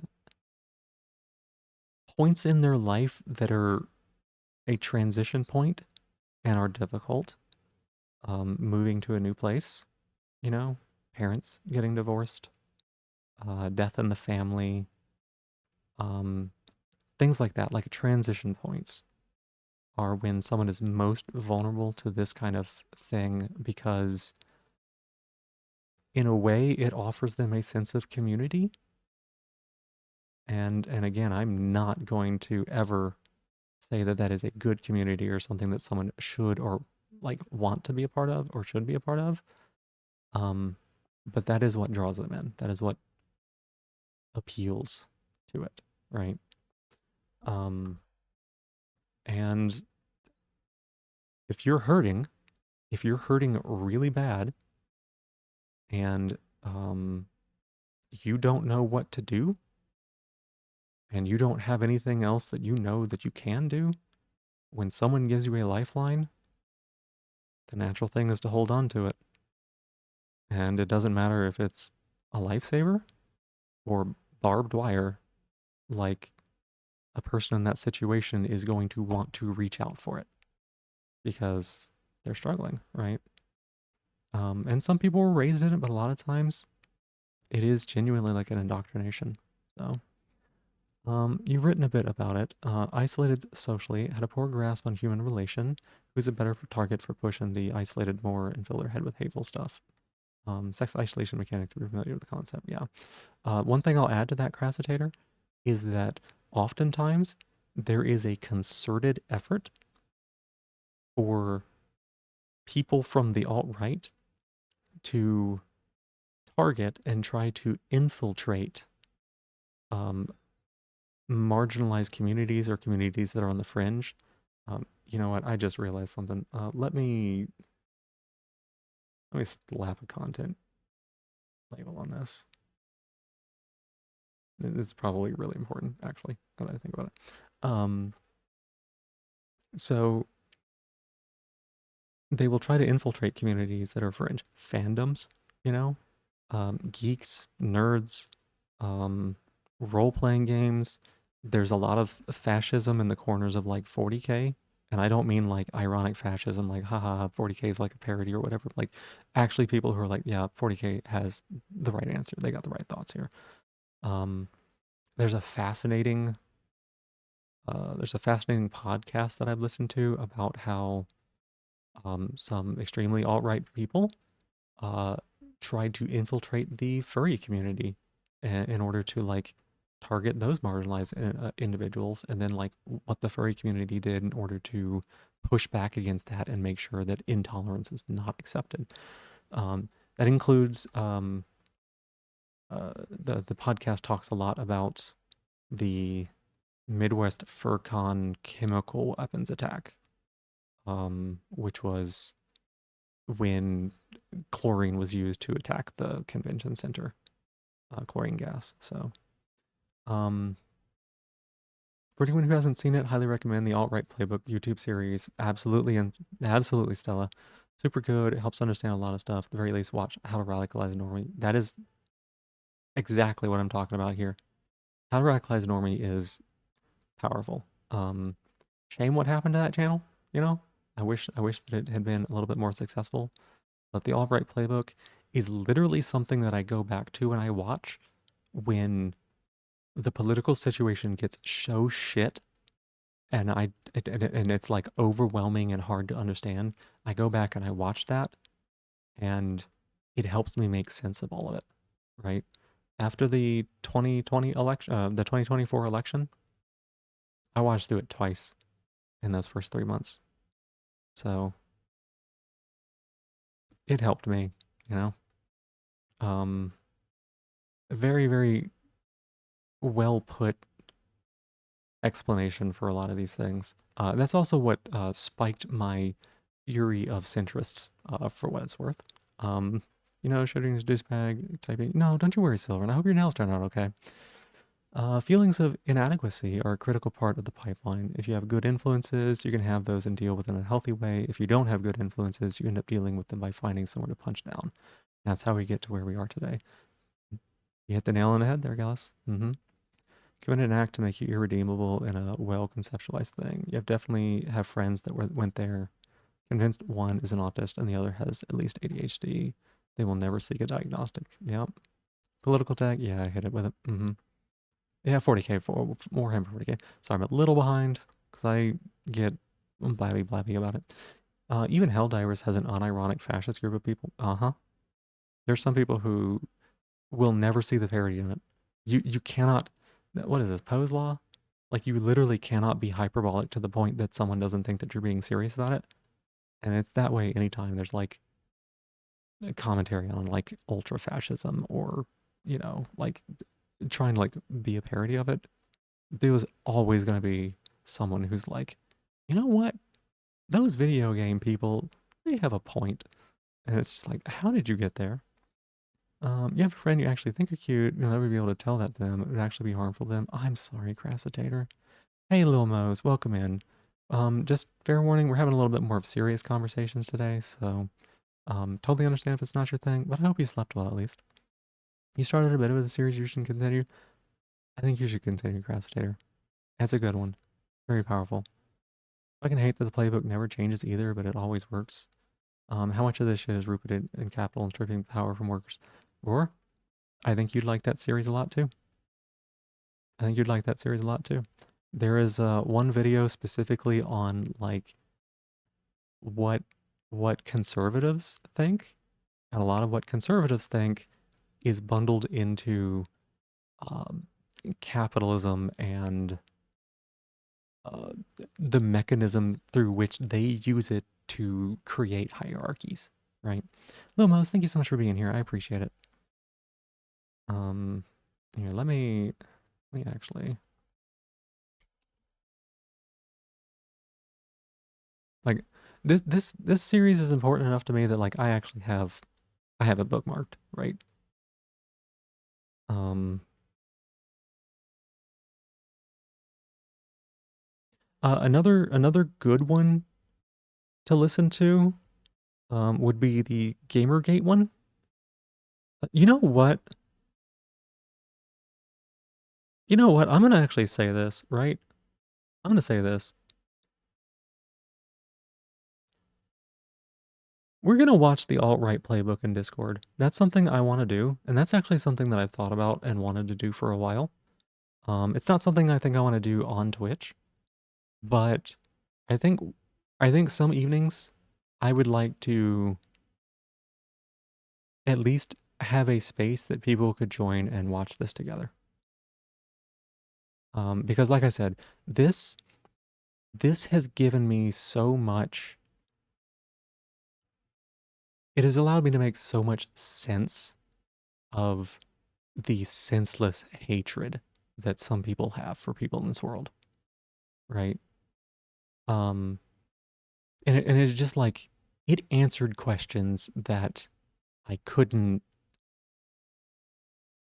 probably wouldn't have been able to answer on my own because I can't think about things in the way that these people do. Um, so yeah. But let's see. Games Workshop has said many times, "Hey, these aren't supposed to be good guys." Say someone's talking about Space Marines because there's a very shitty group of the fan base. Yeah. Mm-hmm. But yeah, Roy, I think you would really like that. There's also, hey Joey, welcome on in. How you doing? Um, there's also the good one on Gamergate. I don't think that I would recommend that one as much because it's less applicable now.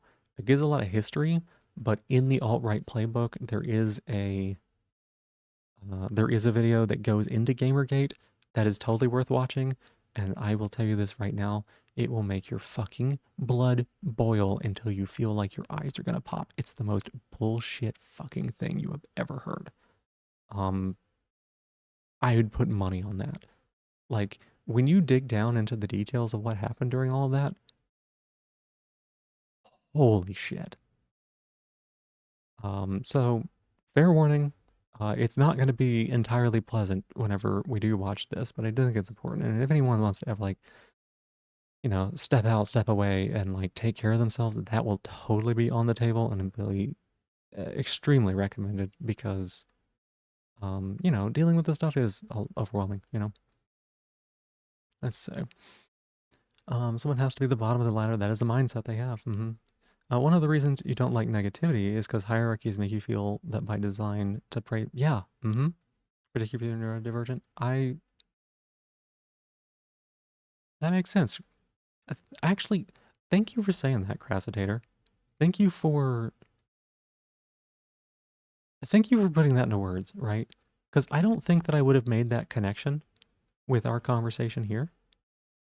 But when you say it, no, that makes sense, right? Because like I know that hierarchies are a bad thing, and I know how that they can target people and they can other people, and they can make things that they're not helpful, right? Um, but I had never tied that to the thought of like the negativity also helping to reinforce those hierarchies. Um, Speaking of hierarchies, right? That ties a little bit into what I was talking about at the start of stream with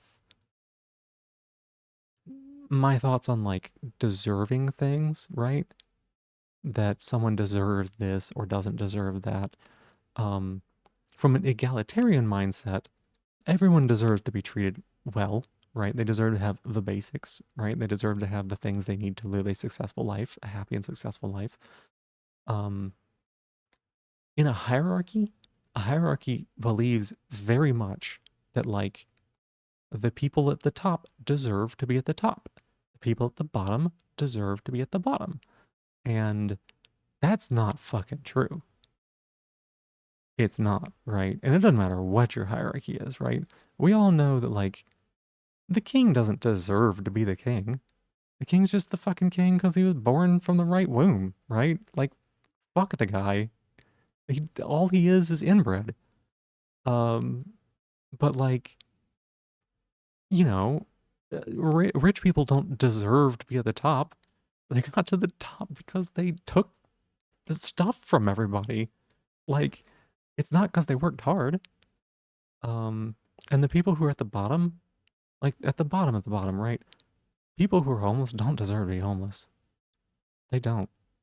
As a society, it's a moral failing that we leave people in situations like that. We should have universal health, like housing. We should have universal health care. Like, people shouldn't have to worry about where their next meal is going to come from.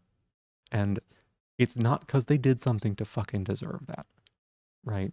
And maybe that helps understand, like, explain a little bit my mindset where I was talking about from the deserving thing and why it's such a not quite a trigger word, but like a word that I have a strong reaction to in that way. Um, you've been ultra lefty anarchist BreadTube podcast enthusiast since 2020. Cool Zone Media does things well. Heck yeah, heck yeah. I see y'all wanna watch that. That's good. You already watched the entire alt-right playbook series, unless there's a new one, but you wouldn't mind a rewatch. That's what I was saying, Joey. Is I go back and rewatch it. Like it still helps for me to get like a refresher. Because the alt-right playbook was published around 2016 and a little after, right? And it helped to explain the situation in 2016. 2020, it helped explain 2020. And 2024, my God, I watched it. It was 8 years later, and I was like, holy shit, it's the same fucking thing, right? Gamergate is fundamental to understanding the modern alt-right, in your opinion. It is. Yeah, Joey, like, the person who is the president of the United States right now, unironically, is the president of the United States right now because of fucking Gamergate. Like, it's only 3 jumps or something like that to get to that point. It is wild. Can we also have parallel discussion while watch partying? Yes, that would be part of it, Silver. Yeah. It's such a powerful tool. TDR, you lost your best friend because of the stuff when you started wearing skirts. And the radicalized normally video helped a lot. The Gamergate video gets you mad. Yeah. Oh my God. The way that it opens is iconic in my opinion because it sets the tone for what you're going to be feeling the entire way through the video. Um, the guy who's giving the video uh, opens it by just fucking shouting, like going off, and then stops and it's like, hey, my name's this. We're going to talk about this, and this is going to make you angry, you know? Gamergate DLC mechanics, the people behind it, yeah. Stinks all the way. As well that Epstein was tangentially related to game. I know, like all of this is so connected. Forgot to actually answer, but you're doing okay. Can't sleep, so you're just playing Minecraft. Sorry to hear that you can't sleep, but I'm glad that you got a place like here that you can come and maybe get your mind off things a little bit. Okay. Is this the result of why the heck do I feel like that? Why would I feel like that? Sorry, I have lost the thread there. I don't actually know what the question's about. Preach it. This is so fucking true. Neurotypical people view of morals is so goddamn scuffed. Yeah. Okay, let's see. Put the bum. Let's see. Particularly, where is this?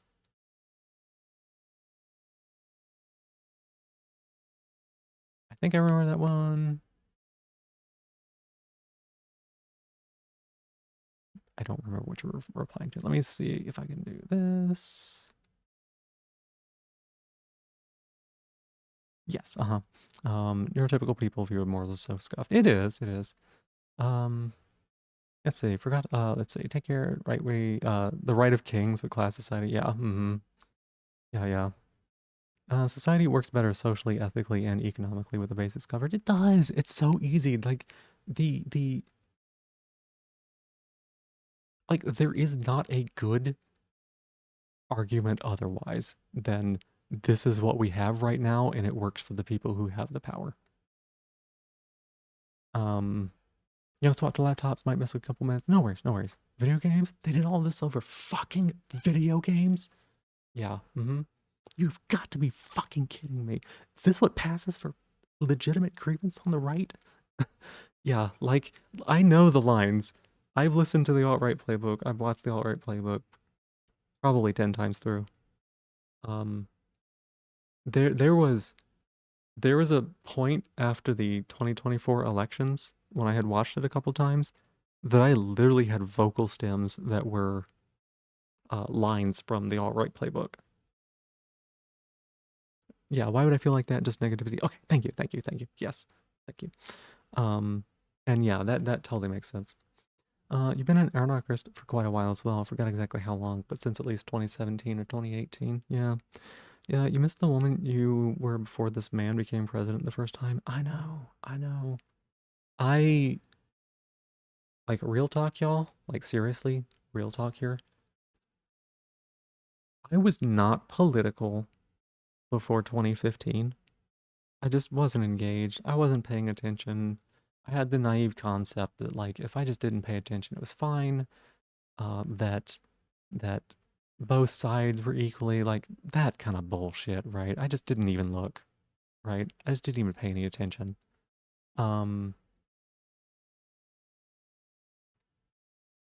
when I saw what that person was saying on TV and how people were like gobbling it up, it made me legitimately angry that people could not see through such a thin veil of narcissism, that people would cave so easily to hatred. I did not think that would win. And when it did, it shattered my faith in this country in a way that will never, ever come back. It was misplaced faith. It was false faith. It was faith that I should not have had because I was blind. I had my head in the sand, and we have talked about why that is not acceptable, right? I will never go back to that naivety. I cannot. Because at that time, this country revealed to me just how deeply broken it was. Deeply broken. And I was like, I am autistic, right? And a lot of times that comes with very strong feelings about some things, like what's right and wrong, right?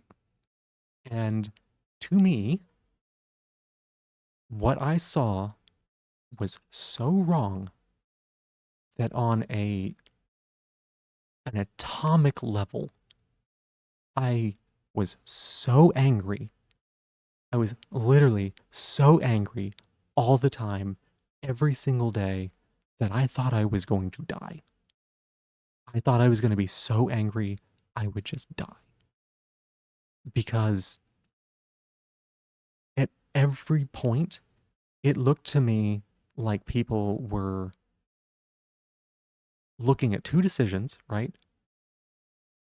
Like they had a decision to make, and there was an obvious, clear choice, and they were doing the exact total opposite of what the correct moral choice should have been in that situation. Like, I don't know, and that also, like, I had already been disillusioned from like religion personally in my own life before this, and that disillusioned me from religion in general because like the people that I knew that were voting for this, like they knew what they were getting into, and it was like it was all spelled out. It was all written out. It seemed so obvious that no one should have said, "Oh, I didn't see this coming. Oh, I didn't expect this," or whatever. Right? It was it was all the receipts were there. Like it was all spelled out for you right there. All you had to do was look, right? And in my head, the only way any person who made that choice had done a moral failing because like they should have known better, right? And God, for a little bit,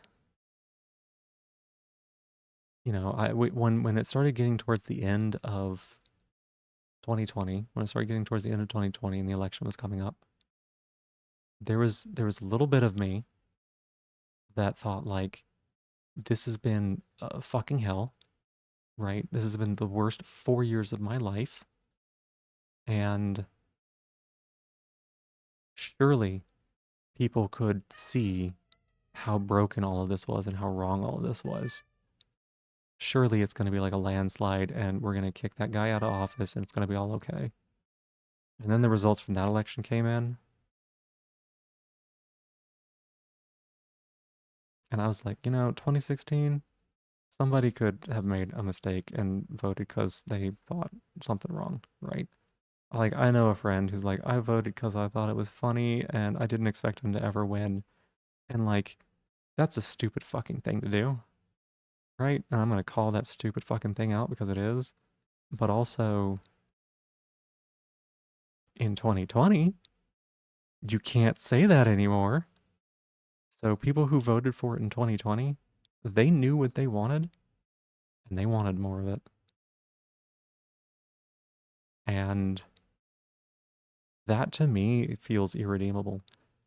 Coincidentally, my therapist has told me that I tend to have very black and white thinking. So, um, you know, I do struggle with nuance a little bit. I can be a little bit extreme in my views. Um, but yeah, like I said, that 4 years I was so angry all the time that I thought I was going to just disintegrate.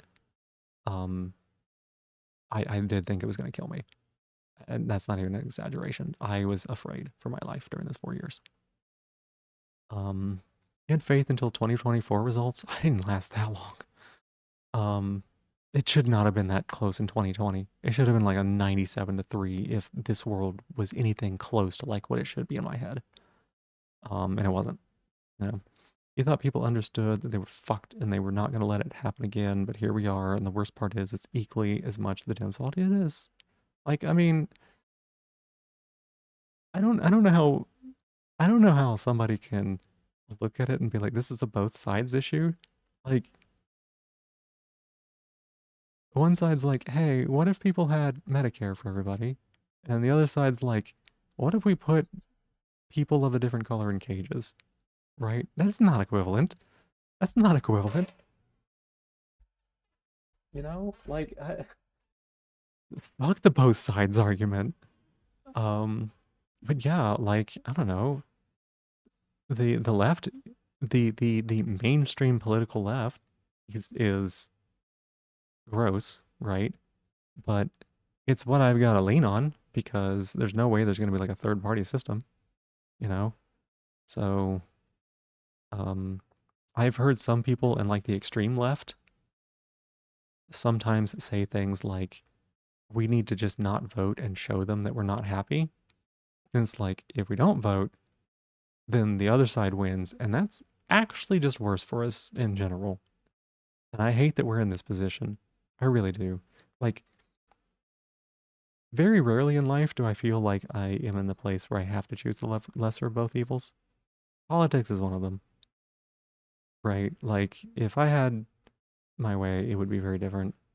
Um, and this is again, I talked about this before on stream, but like someone once said something like, it was like a quiz or something that they took, and one of the lines from the quiz was like, "Don't go into politics, it will kill you."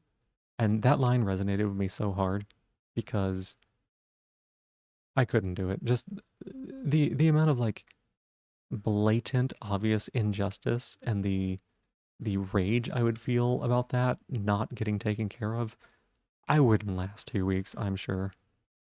I would just blow up. I would just be like, I would lose my mind. Um, you had faith until the 2020. Oh yeah, yeah. Um, kind of the same, aware of stuff going on, but not to a degree to have an opinion. Then you took one look deeper and immediately went down a rabbit hole, leading you to become infuriated and anarchist. Yeah, like I had been living in a veil of privilege. I will fully admit it. I was blind because I had the luxury and the privilege of being blind to it. And I wish that hadn't been the case, right? I wish that I had been more active and more aware. And I wish that the people who did not have that luxury, I wish their situations were better, because they should never be in those positions. But again, I try to like look back on that and have compassion with myself. But there's a part of me that's like, how did you not see this? Like, how did you get through the Iraq War era? Like, how did I get through the Iraq War era and think things were okay? Like, what the fuck was wrong with me?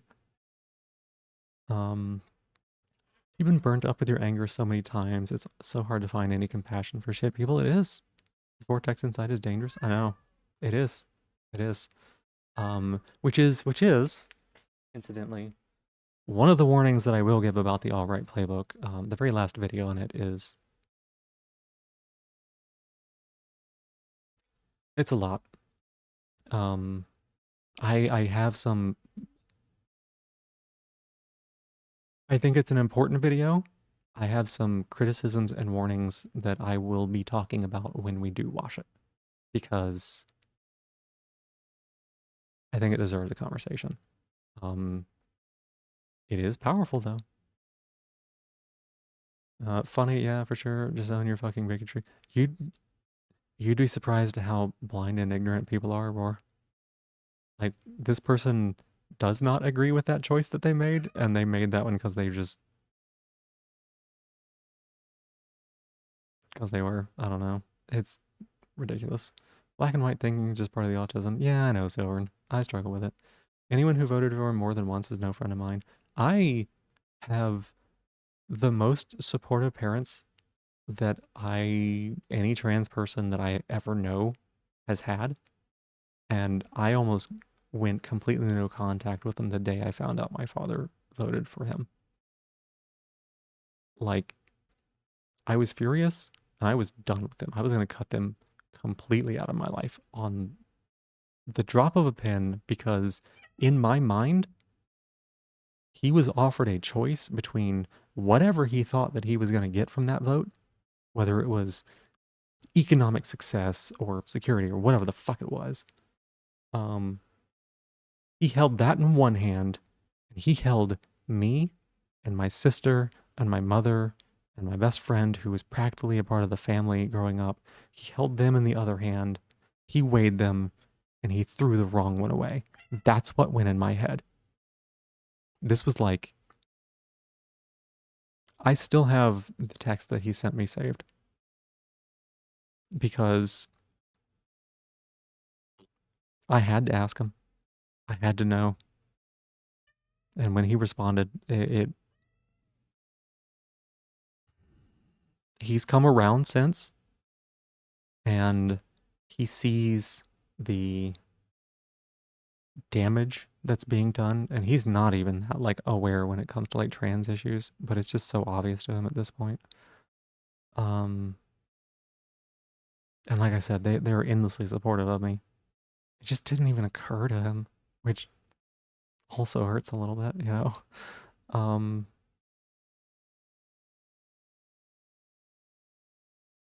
but yeah, just I guess the fortunate thing is, neither my vote nor his mattered in the end, right? Like it was nothing more than a symbolic gesture on both of our parts. But to me, that symbolism stood for everything. It stood for absolutely everything.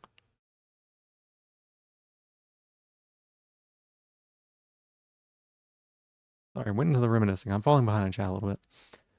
You realized during COVID, the Dems, or at least to some extent complicit in all this, there were really good opportunities to address misinformation and propaganda. They decided it wasn't a priority. Definitely not in the mind that both sides are the same or anything like that, but a lot of people who we think of as being progressive actually aren't. Gillis, when we watch the alt-right playbook, there is a whole section on centrists, and once again, that'll make you upset, just like all the videos. But it does a really good job of explaining about how the the collaborators assist the alt-right in their injustices by being implicitly supportive of it, and because it is beneficial to them. So it touches on that too. You followed American politics much more intently for the past 6 years than you have your own countries because y'all have much more fucking power worldwide. You have across the pond tend to import all the political bullshit. Yep. Including the Great Replacement Theory and whatever. Yeah, it's that one. That one is such thinly veiled racism that I cannot believe people will say that out loud without also saying slurs at the same time. Like, holy shit. I don't understand how people can even believe that and not I just oh my god. It is so blatantly like racist. Our Democrats are basically hard centrists. They aren't genuine progressives at all at this point. Yep. What you mean by it is that just as much as defaults as the mainstream political left does nothing to fight back against this stuff, they don't remove the shitty laws in place. They always keep caving to the right. It's because they get fed fed by the same corpse for the most part. They do. You also agree the lesser two evils is still a choice we have to make. Um, Talking about the centrist and like the central left, the like progressive side of things. Very very good points that get touched on in the alt-right playbook there too. Democrats are establishment colonial right wingers. They're tossing trans people under the bus all the same. Many of them are. Some of them aren't. The ones that aren't sometimes just do it as lip service because we do vote. But yeah, there are more than a number of them that are like, you need to abandon the trans issues. It's dragging you down when it's like numerically not. 2020, everything BLM during COVID was it for you. You lived with your stepmom at the time. You remember damn near tears in your eyes, and your stepmom saw this and said, "What's wrong?" You told her all about the shitty stuff the police were doing, and you realized it really is ACAB. She laughed and said, "Sweetie, I've known that since the 70s." That's good. I'm glad that she like is there with you on the same level, right? You wasn't ever paying attention to politics since middle school, since our homeroom teacher showed us night shows of the presidents being made fun of. We watched the candidates debate during class. Everyone thought that there was no way he would have won. You know what? It was the same for me. My introduction to politics was late night comedy, and y'all, there's power in that, right? Like comedy's important, and they are definitely they know that, and they are trying to stop it, right? And it is they are winning on that front in some ways, but like I don't know, I never would have realized if it hadn't been for just like haha funnies, and then I was like, wait a second, I'm not laughing anymore. I'm actually kind of fucking pissed off. Um, you think it can lead to feudalism with the last video for a lot of people, and it sucks because it doesn't mean we shouldn't give up, but it's hard to feel so lost. Uh, Feudalism or fatalism? Which one? Which one, Stella? For that last video, the Rubicon. You're back. Work was calling. Okay, welcome back. Welcome back. Is it okay to ask the contents of those texts? I could pull them up, but yeah.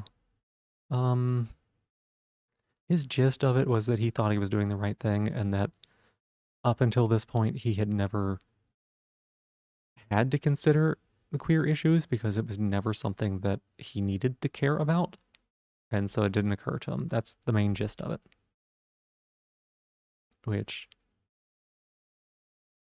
in my head, I was like, well, you should have been trying to fucking more inform yourself. Like, that's your responsibility. So I was kind of pissed off about that. And it took us probably a month or two, month or two for us to talk. Um, and just like work through it. Voter intention declaration have an actual statistic impact on voter outcomes. Yeah. And I think a lot of people had it in their heads that Trump was a performative persona, like a character he played on TV. As their president, he would be somewhat more reasonable. But like, what fucking reason did they base that on anything? Every time he does something, they'll be like, "Oh, it was not very presidential," but like, he'll do better, right? He'll do better. Like, he'll do something that is like the bare baseline passing minimum, like keep his mouth shut during a funeral, and people will be like, "Oh, he's doing so good. He's turned a new leaf. He's gonna be so much better." No, the man is the most see-through narcissist that I could ever possibly point out as an example. Like when we were talking about parody earlier, he seems like the parody of a narcissist, and he's not. And people look at that and they go, "Oh, such a big, successful, proud, strong person. Oh, so good." That's like, do you not see that this man would literally skin you alive and desecrate your body if he thought he would gain something from it? Like, he is not here for you. You were perpetually upset about this stuff. Uh-huh. Folks have been alone, quietly suffering, working for years, and that's their ideal of office working. Oh my goodness. Yeah. Yeah. I know. I burned out hard, Crassitator. I burned out hard. I'm still a little burned out, and I don't know that I'm ever going to get back to where I was. I won't. Actually, I've come to accept that I won't. I just don't know what it looks like moving forward for me. Not even centrist. Most Democrats are center left with a small coalition of actual centrists that lean left, like Bernie Sanders. Yeah, center right is what I was going to say. I was going to say, if you compare them globally, they're not even center right. If you compare them globally, they're the right. It's just what we have that passes for the left. You understand the ones I see as super eccentric later life is not eccentric statement. They're just being themselves. The Overton window has shifted so far to the right, there's no left wing in mainstream American politics. It's true. Yeah, I'm never going to get caught up. I had too much things to say. Your character arc is that you grew up in Florida.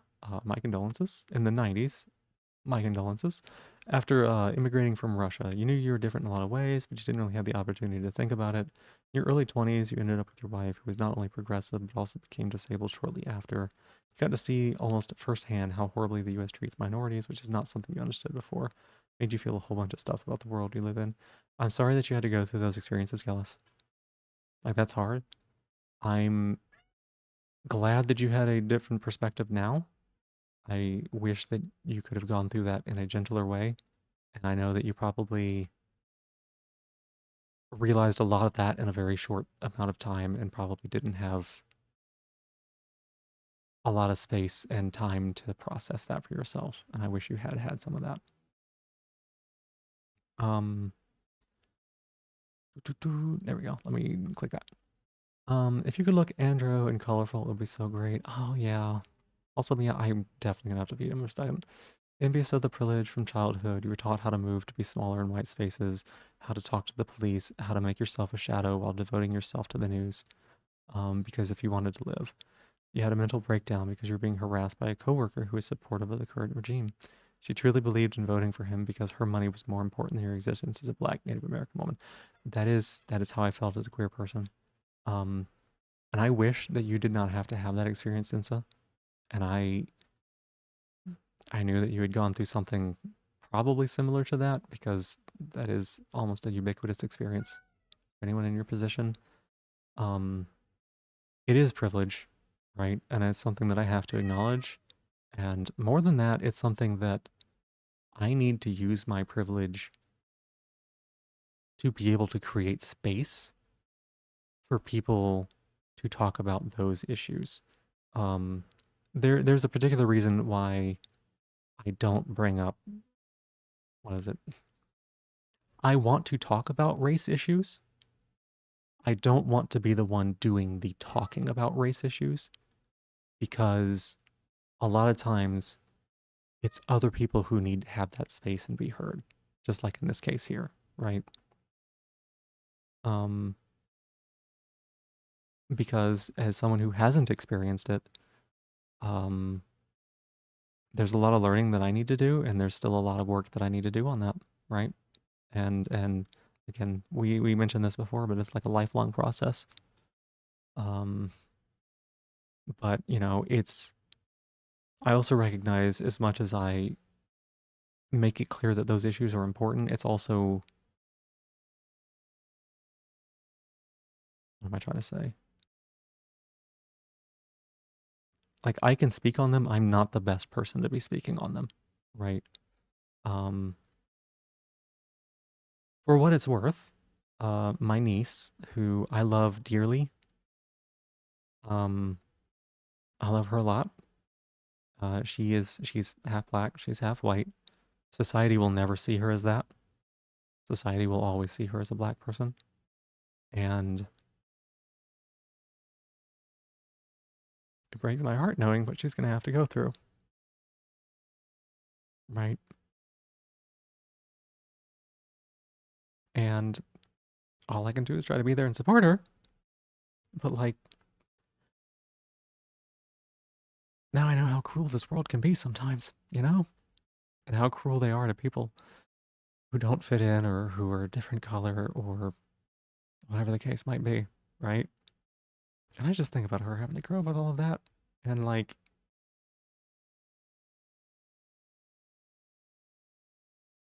I don't know, how are we ever going to have talks with her about that sort of thing? Talks that we need to have. But like, damn. I think I was the one who brought up the article about how burnout never truly leaves you. I was, Silver, yeah. Super afraid of autism, burnout, and associated loss of skill. You can only work as hard as you can work. And if you're working harder than that, eventually it catches up with you. That's just what happened to me. You have to go. Work is done. You got to go to the gym. On when I'm done, I'll be back. Wonderful. Thank you so much for being here, Stella. Thank you for participating with the conversation. If you left before I got to say goodbye, sorry. I'm not going to be on more than another hour, I can say. I got to be getting my sleep. Um, and yeah, Violet, it is a kitty. It's the fluffy boy. He's being a little bit grouchy. I need to feed him. We just haven't had a good chance to like step away yet. To this day, you feel the fascists targeting you because the fuckers would see you as a poster boy for the blonde. Mm-hmm. They will. Fluffy boy's a grazer. He wants to buy hourly 6 kibbles. You're so not wrong. Um, thinking about it, he's probably so whiny right now because when Cricket was eating, she got excited about something and left, and she was doing something different, and he was like, "Oh fuck, I need to leave the kitchen," and he just never came back to finish his food. Um, it's truly detestable how much people only care about their own asses. It is. It is. And you're experiencing empathy burnout. That's fair. It is not. What am I trying to say? You want to say kitty? Whenever I go to the Kibby Babies screen, there'll be a couple little pictures. He's the gray one with long fur, with like a little bit of a tuxedo look to him. Um, you're experiencing empathy burnout. It's fair. Empathy is not something other people are owed, right? And if you can't give it to them, that's fine. Like that's your limit, right? Um, I want to try to be an empathetic person. There are some people that I can't be empathetic to. Like, there's a certain point where I look at it and I'm like, I can never meet you eye to eye. I can never find compromise, right? Like, I could spend my whole life working on a single person and not make a dent in the way that they experience the world, and that is not worth my time. I can make so much more of a difference by taking that time and energy and working with the people that I know that I can help. Um, like from even like a utilitarian standpoint, right? If I knew somebody who was like deep in the alt right, I could try to reach out to that person. I could try to support them. I could try to convince them of like doing things that are better for themselves or whatever. At the end of the day, it's on them to be a better person, right? I can also take that same energy and I can put that into my queer community and I could help 100 people. I could help 1,000 people. I could materially make the lives of the people around me better and offset the damage that that one person could do. And that is a better use of my time. I'm putting it into the people who have supported me, right? Um, and like I don't know, it sounds like giving up on that person, and yeah, it kind of is, because like again, it's not my job and it's not my responsibility to make that person a better person. So when it comes to empathy, right? I don't have a lot of empathy for people who aren't gonna take that empathy and do something fucking useful with it. I can have a lot of empathy for the people that I know are gonna use that empathy for good, right? Like, man, if someone is having a bad time, I can just listen to them, right? I can take that time and I can listen to them and I can walk them through um some of their struggle. Like I can help listen and I can hold their hand with part of that. And that changes someone's life just as much. And that is a person that is a better use of my time. It's from like a strictly utilitarian, from a strictly um like cost benefit analysis. Like it's very like ridiculous to talk about it in that way, but it's just I only got so much time in this world. It's better to do it that way. At some point you just burnt out, never recovered. There's also physical health issues that contribute to that. Yeah, I,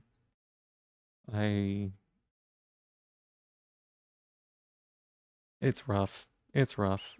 I was a high functioning neurodivergent perfectionist, and God, if I went back to work, I know I would fall right back into those same patterns and probably destroy myself all over again.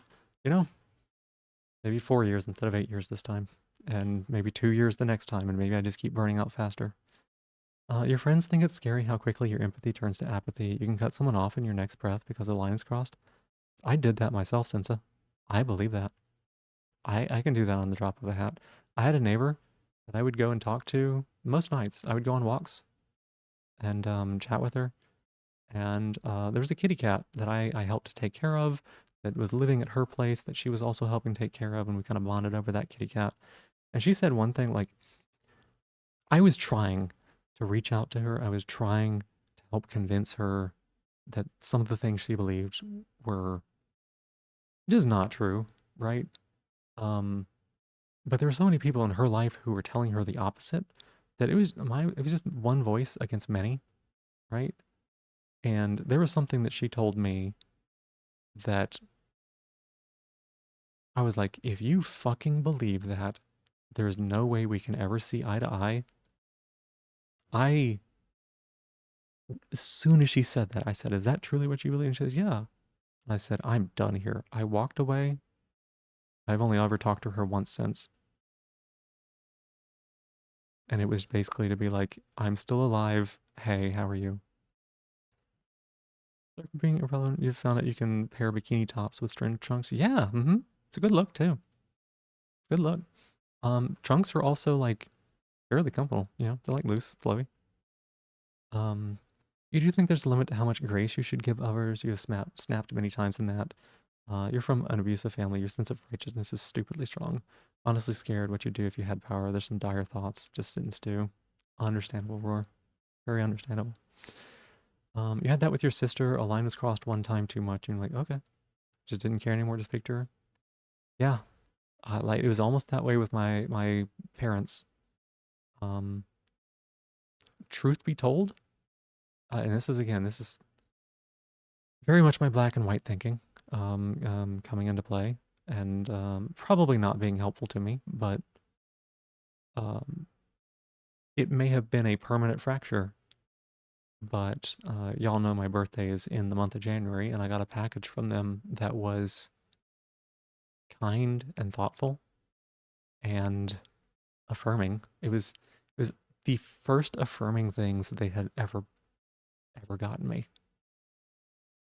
Um, and I felt that there was love in that package, right?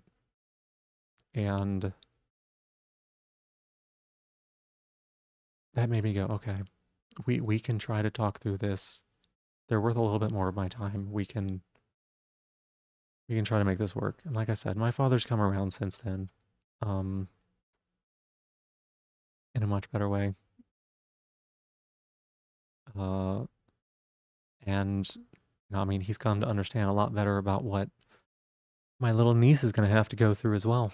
Um, and how much of a priority it is for us, um, as a family to get her to a place where she can be safer when she grows up. Currently on as needed basis talking to your mom, and that is fair. I am a big supporter of boundaries and doing the things that you need to do to protect yourself. Um, and sometimes minimal or no contact is the right thing to do.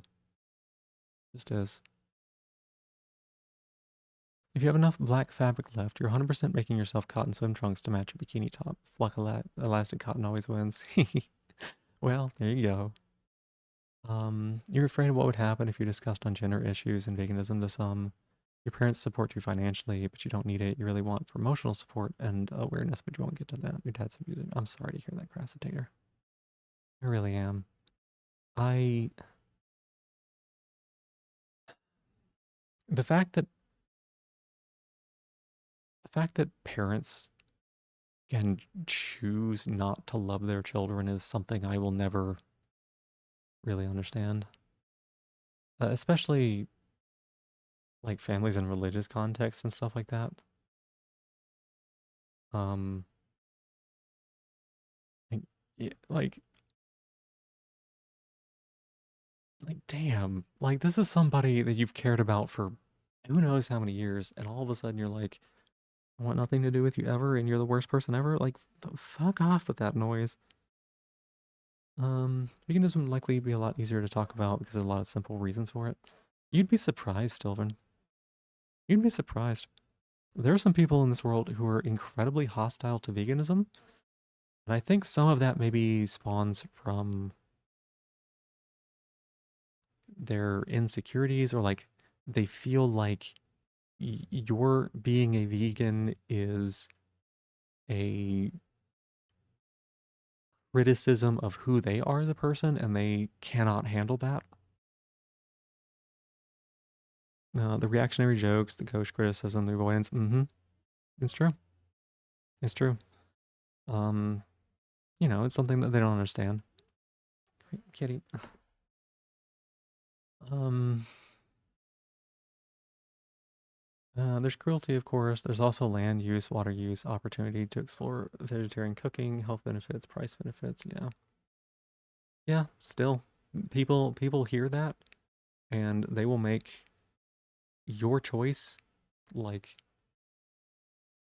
just a fucking nightmare for yourself.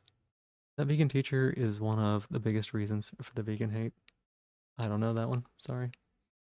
You think people just want to be more okay with being criticized? Just need to be more okay with being criticized. It's true. And I mean, your choices are not a criticism of me. My choices are not a criticism of you. Like if someone wants to if someone wants to be vegan or if they were raised vegan, fine. If someone wants to eat meat or that's what they do, fine. There are there are arguments that I can make for some, like why you should do some and why you should not do some, right? There are arguments for that, but their choice is not them doing that is not them looking me in the eye and being like, "Fuck you, you're an awful person. I just saw you eat a pork burrito or whatever," right? That's not what that's saying. But there are some people who feel like that's what's being said to them, probably because deep down they know. Not in their existence, but their choices. Yeah. Vegan teacher is an influencer who tried to get people arrested for eating meat. That is not the best way to do it.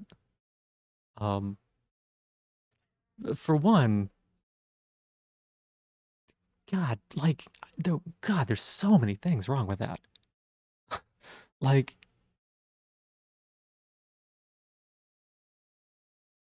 okay, so hear me out, right? This might be a bit of a stretch. I'm not vegan myself, so maybe I'm not the best person to speak on it, but like, if you're vegan, I feel like it would be a difficult choice to also support the incarceration system because, God, there's some problems with that.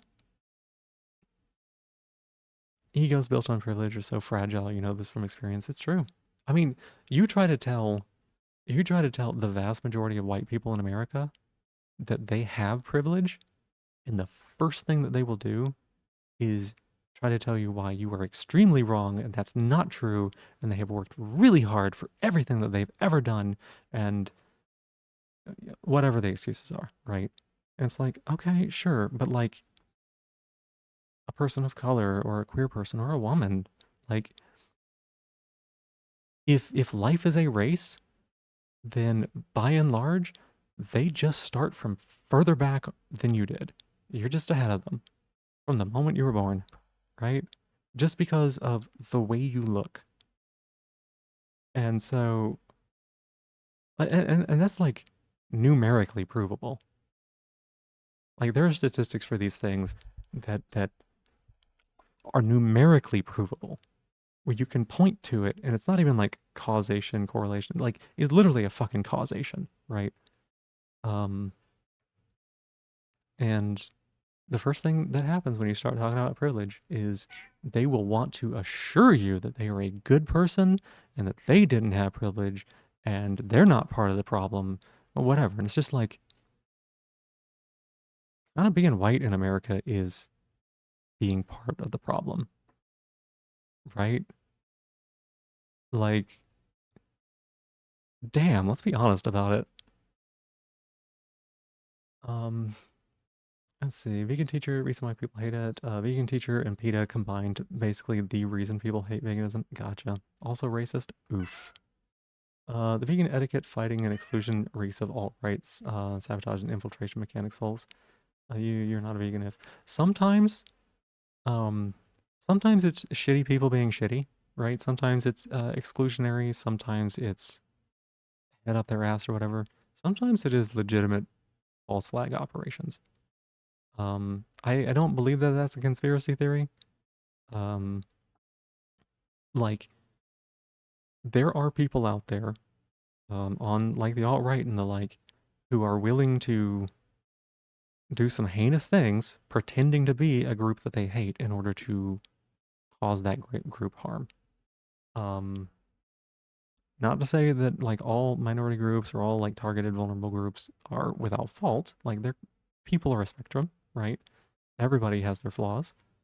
Um, but like that is a thing that happens where they try to like infiltrate. I talked earlier about the alt right being and trying to infiltrate the furries, right?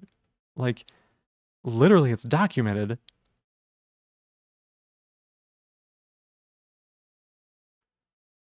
This is also why people are scared of environmental as well. Have to be perfect and it's such a big commitment.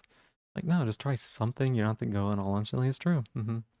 Not vegan, but you cater their taste as a food service trained professional, however you like meat.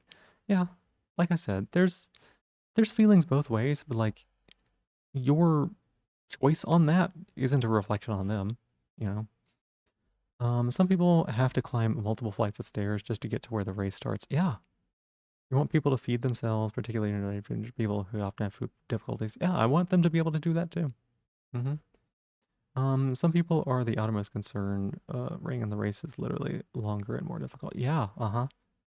Yeah, it was broken down to me once by like red teams, blue teams, right? Like if there's a red team and the red team starts at the starting line, with the blue team, they don't start at the starting line. Like they start back in the locker room, right? And when they show up, they're put back 100 meters, right? And maybe not all of them are put back 100. Maybe they're like 60 meters, maybe they're 30 meters, maybe they're 20 meters, maybe they're 1 meter, but they're still behind. They're not at the starting line like everyone else is. Um, and then, you know, right before they go, someone's like, "Hey, here's a 50-pound bag of rocks. Oh, and you get a 35-pound bag of rocks. You get a 10-pound bag of rocks. You get a 120-pound bag of rocks. You have to carry this to the finish line, right?" And then even then, you know, when the race starts, sometimes they're told like, "Oh, you have to wait 15 seconds before you can start running," right? Like it's just it's everything combined. It's all cumulative that puts them some people so far behind where they should be. When you work and you see, you know, people of color, you see, clearly see your privilege, you hate it, you have it. Yeah. Yeah. Um, not even just like at work. There are some places that are just so white. Um, and it's just they never even have to think about how they got there or why or anything like that. Good analogy. Yeah, it's just some people just don't fucking get it when you try to explain like real life scenarios to people. You hate it, but surface level view of the 2024 election, a mediocre man versus an educated person of color woman. Yeah, not even a mediocre man, a fully outright terrible person. Like they had they had years of data, right? Of knowing exactly what he brought to the table for this country and how harmful and hateful it was, right? I wouldn't even give him mediocre. It, I have often said that a half-eaten ham sandwich would be a better president because at least it wouldn't be making fucking bad decisions. Like we could literally have nothing happen for 4 years and we'd be better off than we are now. It's actively being made worse.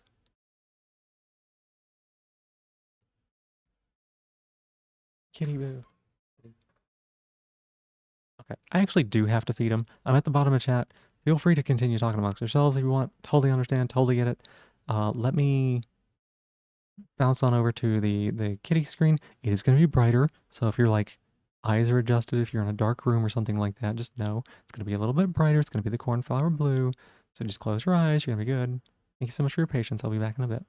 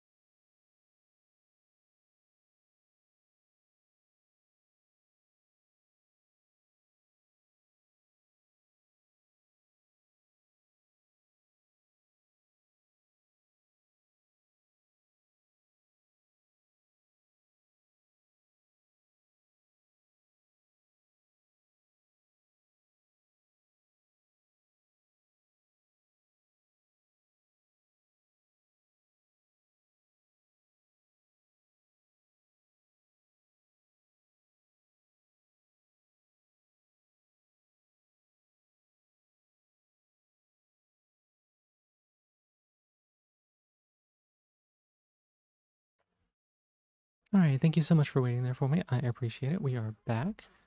Let's see. Flow throwing flashbang. Yeah. Welcome back, Roar. Welcome back. Kitty's one. Yeah, Fluffy Boy got his food. Was a half-eaten sandwich, current president have a comment. Both are rotting in an accelerated way. Not fast enough. Oh my goodness. Rotting on the inside. Let's see. Um, yeah, I think I'm all caught up. Let's see.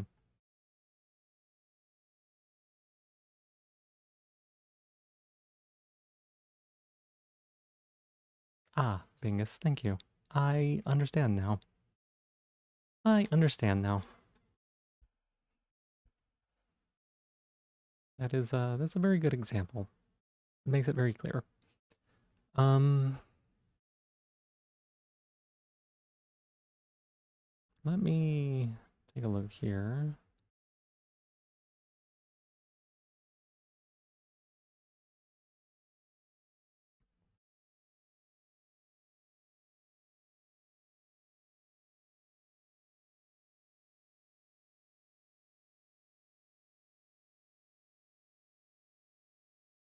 Just taking a look at, oh my god, Twitch, why are you so bad?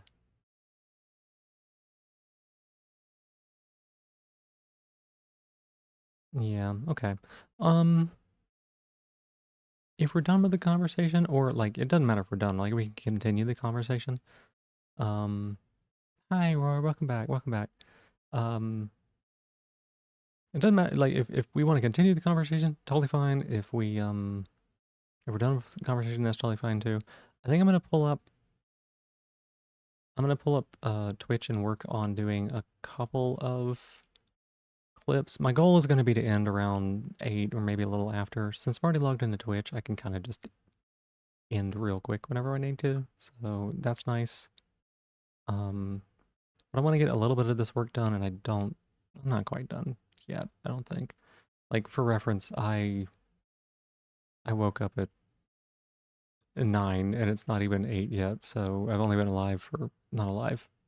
I've only been awake for like less than 11 hours. Um, I know, shameful, but it's getting so late. It's early for me. It always gets this way. I've got that I've got that appointment I've got to get to in 7 hours, I think. I'll have to be ready like an hour before. So like I'll only get like 5 or less hours, but I'm gonna have to sleep afterwards anyways. So yeah, let's go ahead and get this taken care of. Let me make sure this all looks good. Fine. Hop over to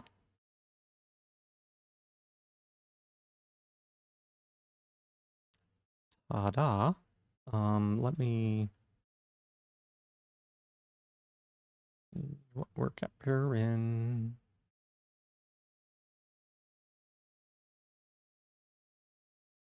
Okay, we can see this. We can see this. Good. Nocturnal snail, pretty much. Pretty much. I also want to make sure that we capture this to the VOD. So I will do that. And the other thing I wanted to do was set a reminder to myself to uncapture the audio from the VOD.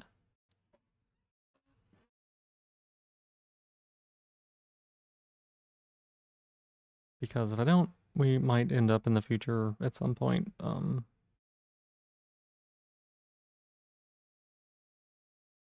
that won't capture it to the VOD. What am I saying?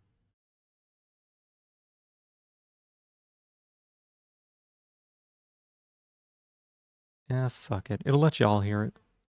It'll let y'all hear it. At least. I don't care so much about it going into the VOD.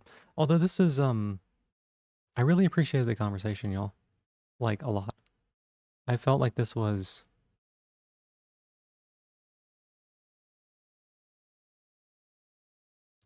maybe not one of the most pleasant streams that we've had or the most relaxing streams, but I do feel like it was a very important stream. And I appreciate y'all engaging with me on this and talking about all these really serious topics. I know that that can be maybe like a downer, like a little bit unexpected things since you're kind of just like silly around here. But I don't know. These things are really important to talk about too, and I think that that's important to me to do. All right. So we have our little clipsies here. Hey, baby, what you doing? I have one marker on this VOD. Ah, let me turn that down. Why is it so loud?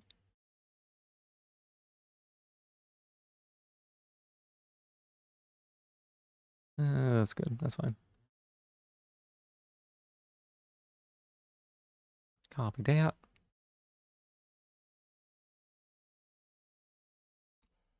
I think it's good to talk about the silly and the sad and the serious. I think so too. Like I said, it's an important thing that, um, okay, we can change this to dark, but we will not be able to change the clips to dark. Um, I don't know. Like I said, it's important. I think that it is a meaningful use of our time, to be able to talk about the important things like that.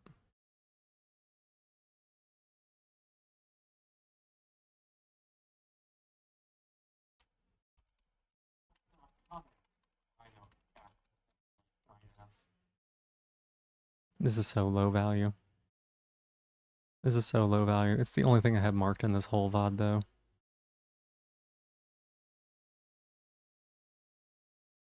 Your automata is a gateway to leftist discourse. I mean, not exactly, because some people won't fucking understand.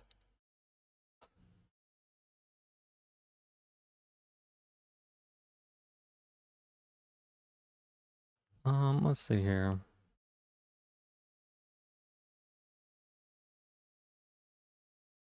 Oh my god, this was the night y'all were souping me.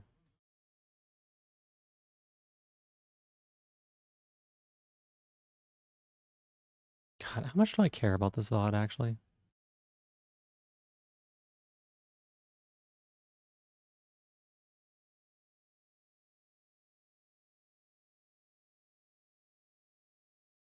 Hmm.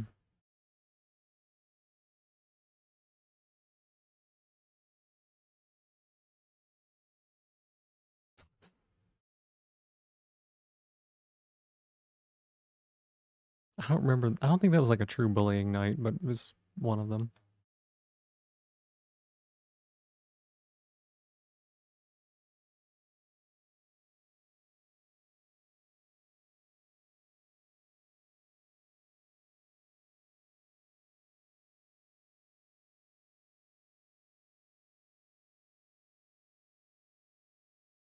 Hmm.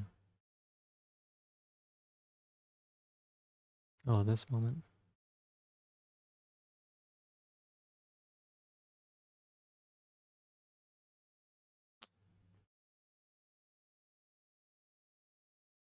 God. Y'all, it's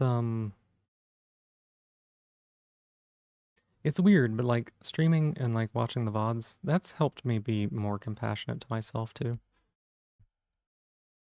Like, what's going on here in the VOD at this moment is I'm opening up a little bit about, like a more difficult time and like being sincere about like how much y'all mean to me, right? And I can see this, I can watch this, and I see this person, and I'm like, I really feel for them, you know? Like I can see that sometimes they're very silly, sometimes they struggle, sometimes they're they're helping other people, other times they're the one that needs to be helped, you know?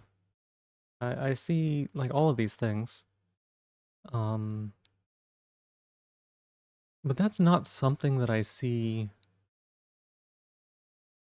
inside myself when it's happening sometimes, if that makes sense. Like, I'm probably gonna go back to today's VOD, right? I'm probably gonna go back to today's VOD. I'm probably gonna rewatch that first part a little bit. I don't know when. It'll be sometime. But when I rewatch it, I'm gonna hear that, and I'm gonna be like, I know that was hard on you, right? Like, I know that that's difficult. I know that you're doing a good job trying to handle it, even if it doesn't feel like it, right? I don't know. I just being able to see myself from the outside like this, um, it's helped me appreciate myself a lot more than I used to, you know? Because again, like all the self thoughts, the critics and everything like that that lives inside your head, they're just going full time. You know, they just don't ever stop. They're just constantly putting you down. But when it's like this, you know, I get a chance to see what y'all see, and I get a chance to see someone who's cute and vulnerable and silly and funny and passionate and um caught up in, you know, righteousness when it comes to like politics and things like that. I get to see all of that, and I can appreciate myself more, which I guess is an accidental positivity. I didn't, that wasn't the intent, but I think that is my positivity.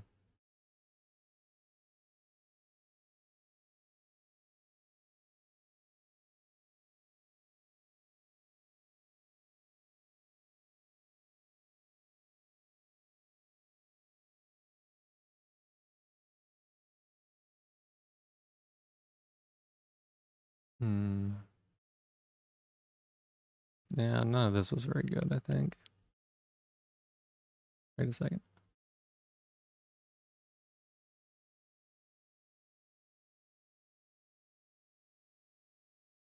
Wait, this is when I found out Tyranids are vor. Can't be positivity redeemed if already positive. 'I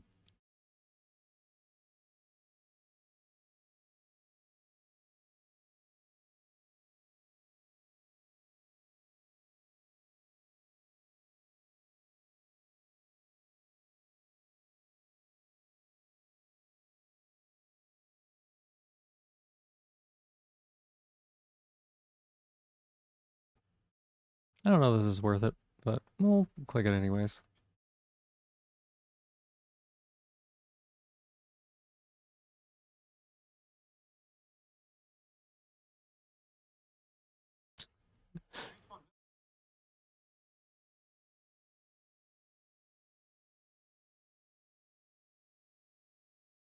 Okay. Yeah, that's good. This will be Tyranid vor.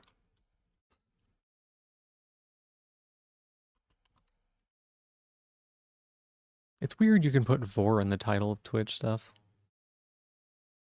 but not stuff like butthole.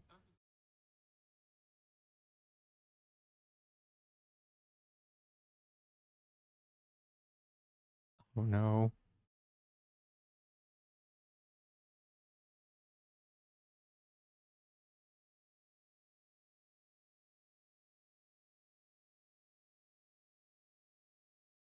81,000 points left to spend on positivity.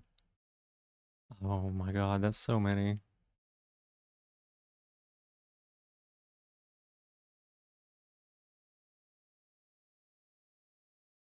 A bot hole.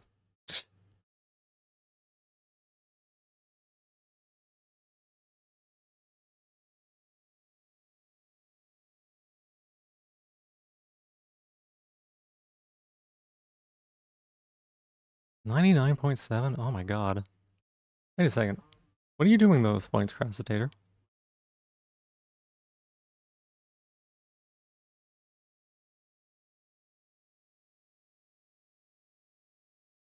Oh, climbing story, that's great.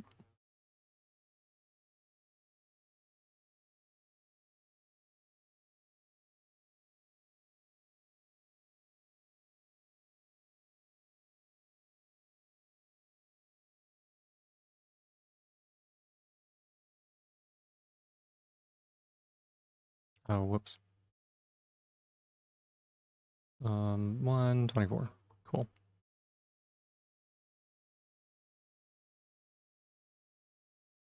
I watched this one earlier today, so I remember where it starts and ends.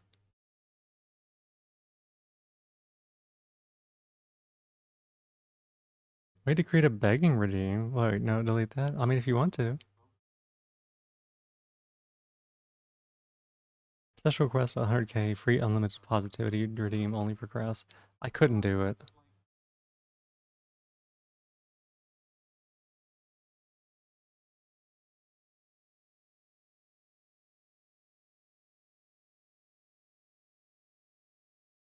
That's good enough.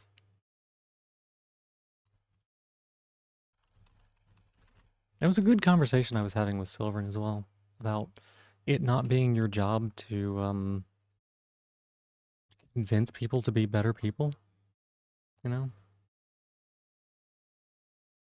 Bullying stream redeem?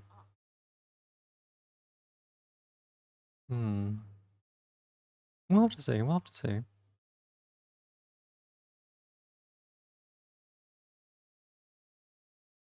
God, that story there, that actually got me at a couple points. I know y'all were like, it's so relatable. No need for a redeem for that one? I mean, the redeem is like all the redeems. Just like blah, blah, blah. Uh-oh, what was I laughing at? Oh no.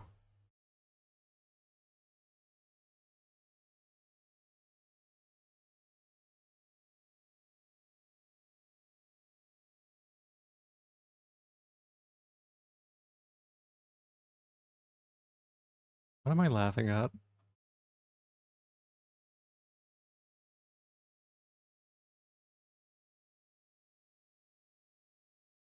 I'm definitely laughing at something sad here. Something I should not be laughing at, I'm almost certain. Oh no. Uh,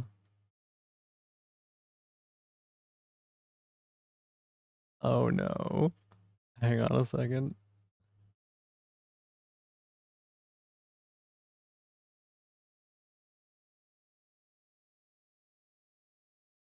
I do remember part of this VOD.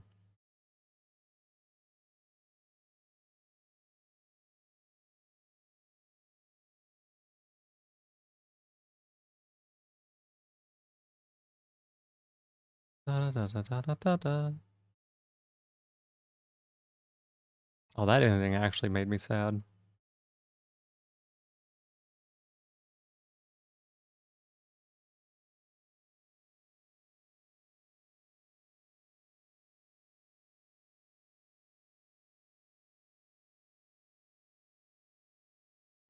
Let's see.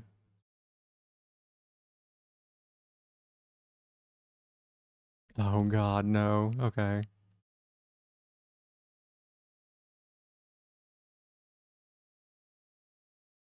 Alright, so let's make a new one around 416.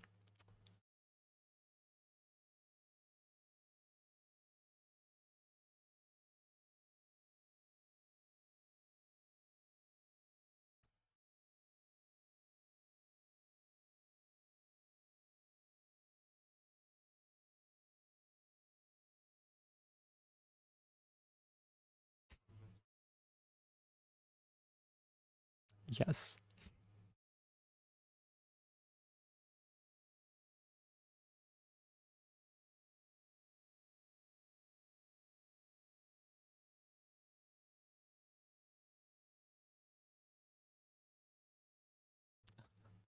Where I went and re-traumatized y'all.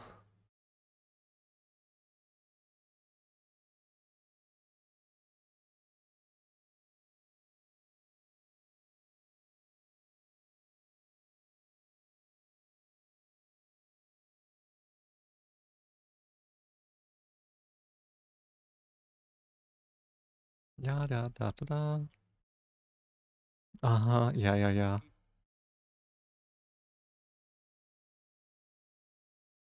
Yeah, uh-huh.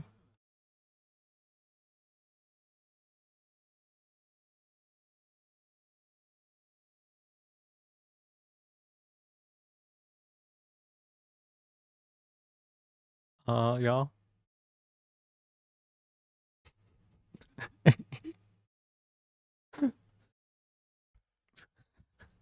Y'all got so mad.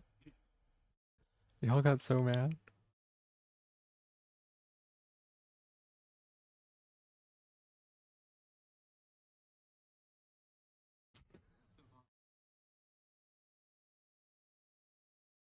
Y'all got so mad.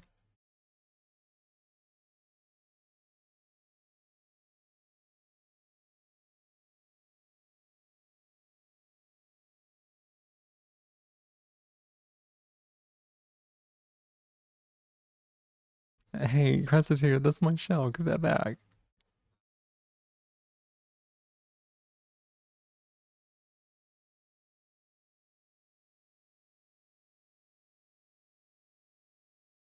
Sure, perfect.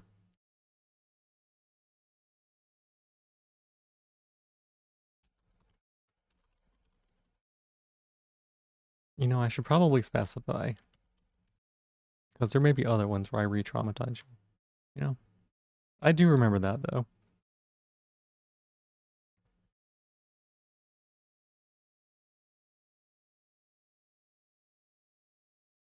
Gosh, this moment when y'all were like, wait a second.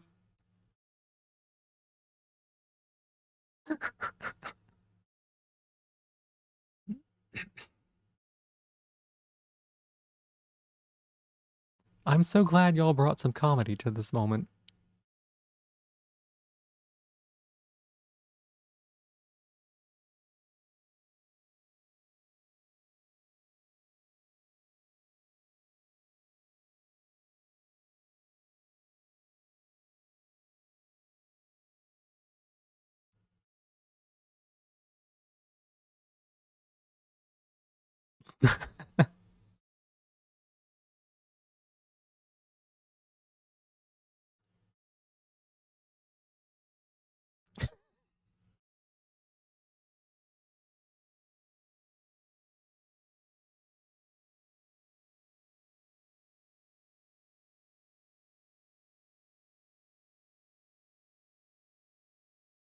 Kick some snail ass. No. No, Cressitator, don't. I've been so good.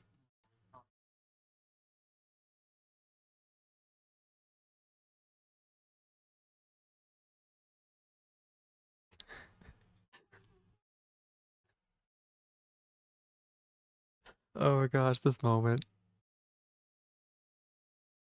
Hi, Roar. Thank you for giving me my shell back. I appreciate it.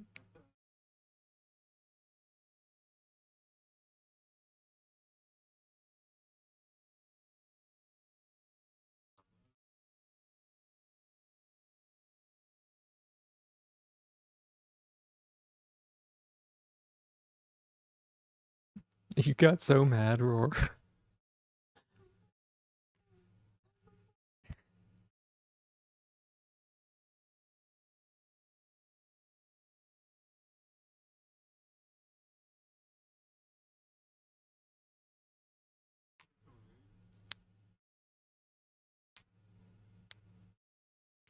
Yeah, I know. I know. Freaking crashing out. Yeah.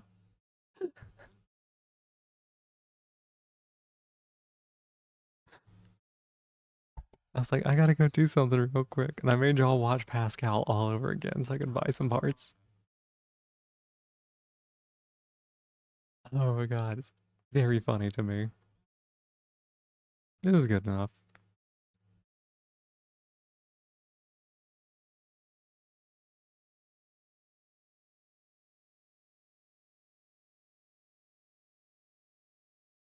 I want to do one more just to give myself a bit of space because we are like right on this. I'm probably gonna do highlighting tomorrow.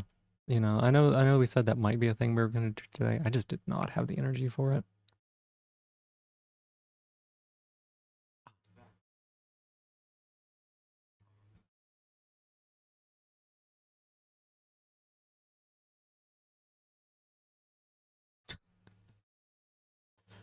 I'm never gonna play Roblox, y'all. I'll tell you that. Never. You can't pay me to do it. You can't do a redeem. You can't do anything. It's not gonna happen.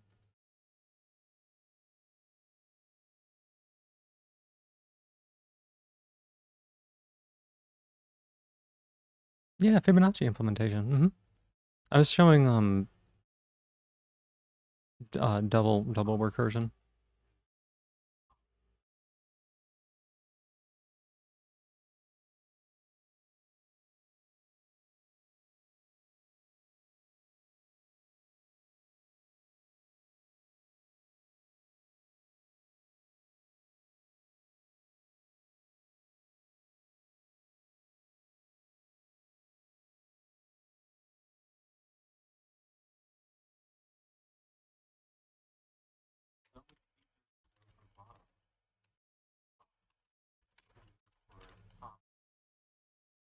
Roblox is predatory. It sure is.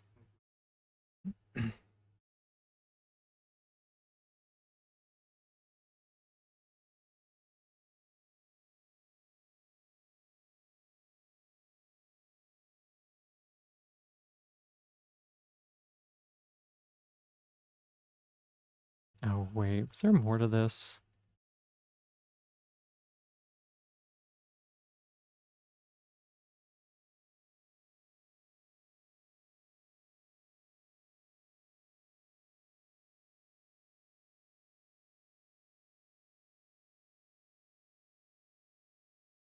Hmm.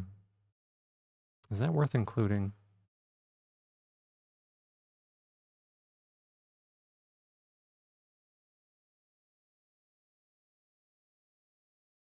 Probably not, because it got the whole Roblox conversation.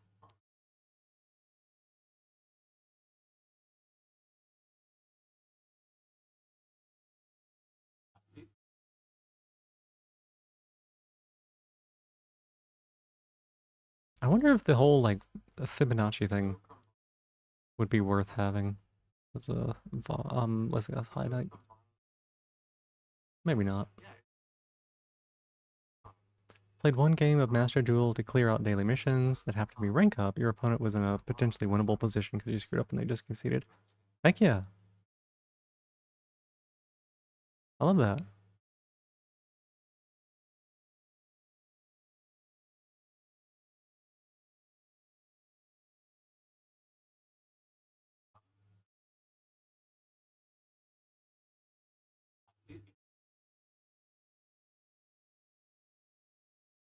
Seems good enough for the clip.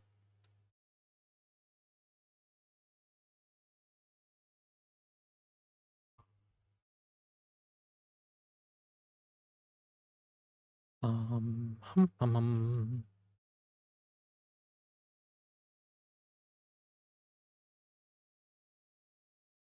What was this one about? What was this about?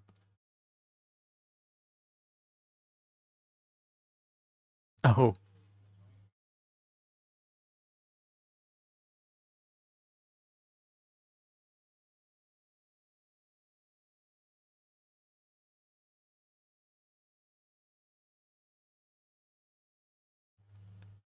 the Fibonacci, the Notepad math stream. Is that what's the matter? I think that might actually be like a decent highlight, but I don't actually know. I don't know how much people would care about that. I do think that I want to do like I want to do like a little bit of like basic coding or logic teaching on stream someday.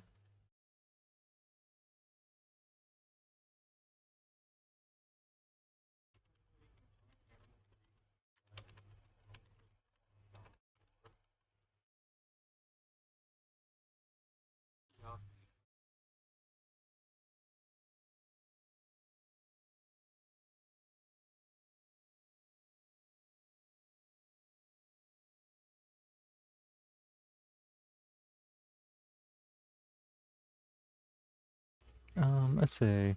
Vanquish Soul Canine, so it was entirely dependent on their hand, but they had a Nash on board, you had to use Terrell to not die to retaliating C. Huh. STEM coding community? Oh. Not just like STEM, but like that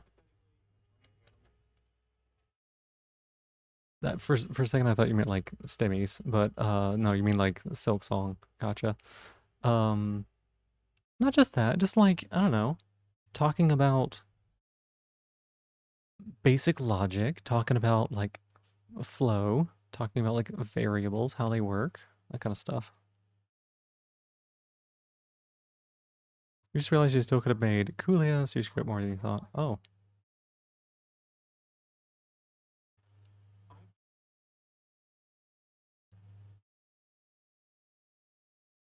I have a friend that would appreciate this right here.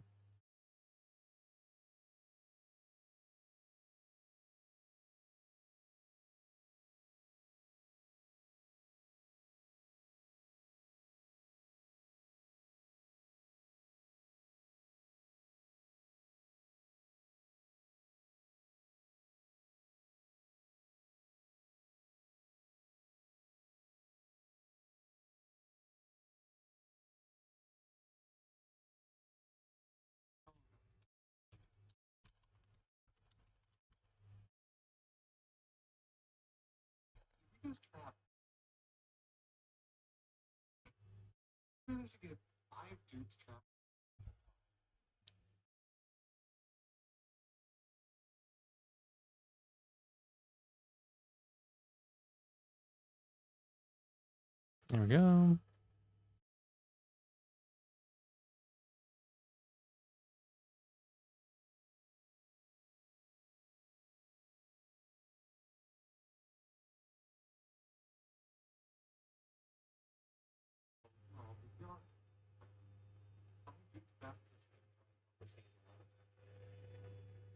Cool. No, I didn't mean to feature that clip. Lupus still needs to be material for targeting protection, so we're in a significantly worse spot than you thought. Oh. I don't know if that means anything for me. Whatever, it's fine. We'll leave it as highlight. But yeah, like, I don't know. I don't know if this is, like, worth...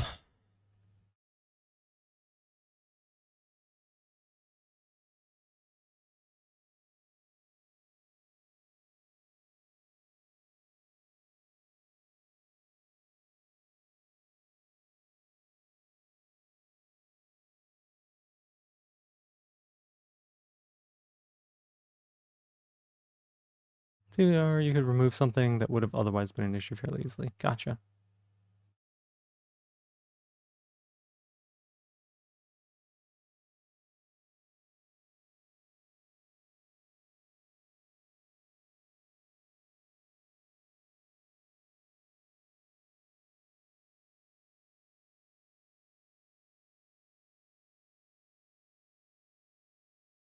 Is this worth keeping? Nah.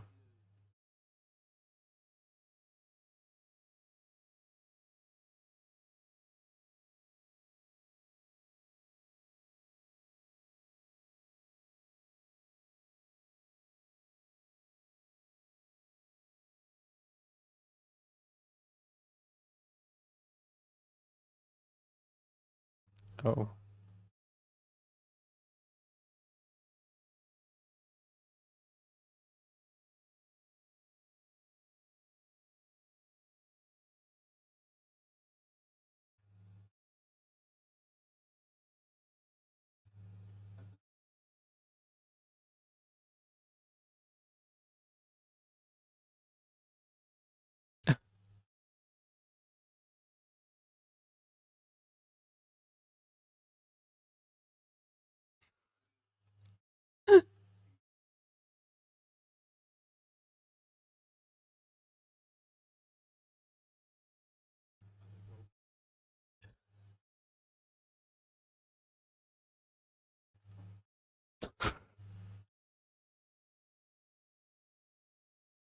The piss trough, yeah.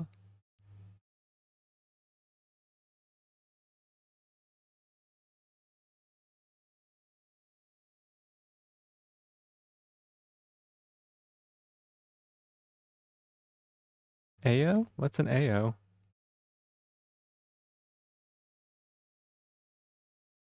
You don't remember that one? Yeah. We brought up the piss trough the second time and Roar was like, huh? Because evidently they're not common over where she is. They're just, I don't know, an American thing or something. So we had to explain to Roar. Yeah. This is what a piss trough is.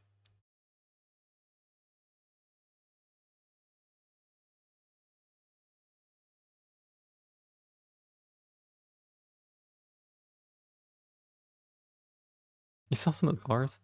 I've never actually seen any.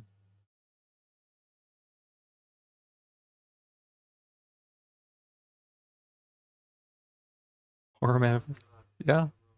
Yeah, it's so horrible. So horrible, Crossitator, of course. Uh-huh.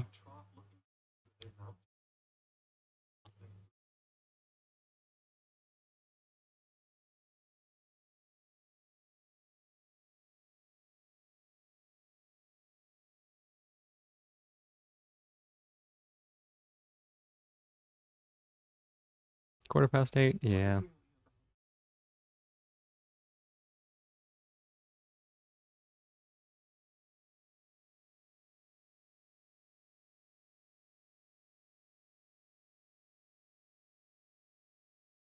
What do you mean? It's like 15 past 8.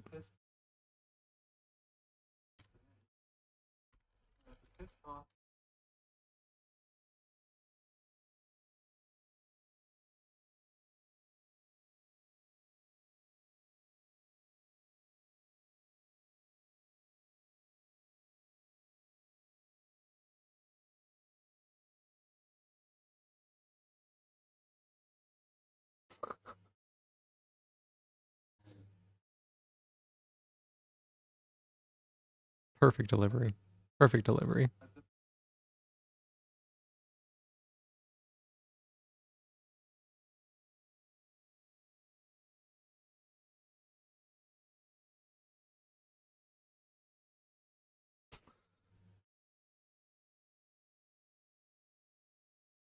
The male socialization experience is a fucking nightmare.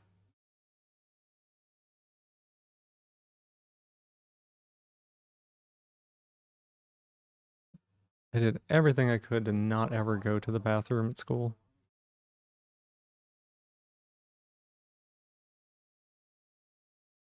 What, Crossitator?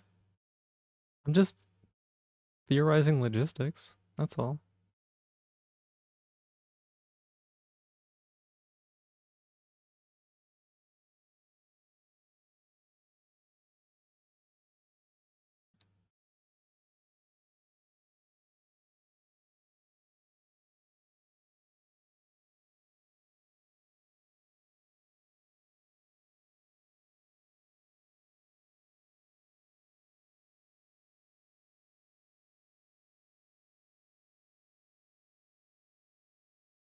But yeah, just, pointing it out. Because it is. It is about that length. You feel itchy, unclean? Why?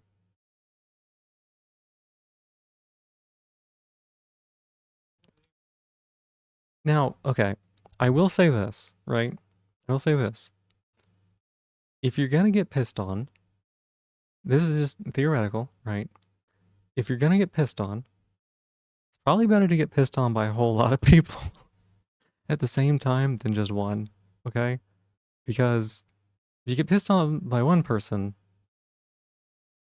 it's gonna cool off pretty quick and it's not gonna feel good, right? You'll be like, oh god, I'm like soaked and I don't feel great. If you get pissed on by like a whole bunch of people, then that's not gonna happen as fast, right?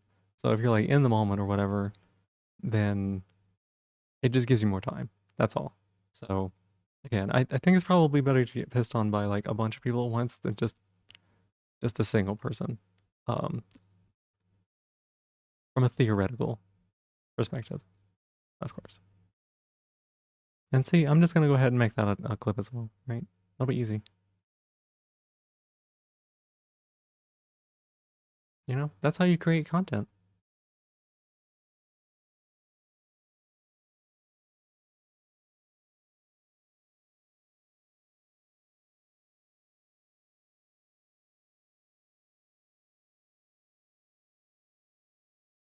Where's the oxygen?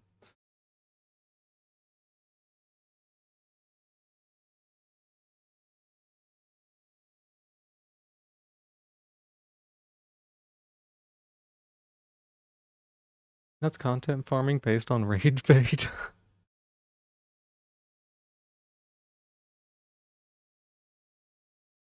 Okay, but here's the thing, Crassitator. Here's the thing. Am I wrong? Because you haven't said I'm wrong yet.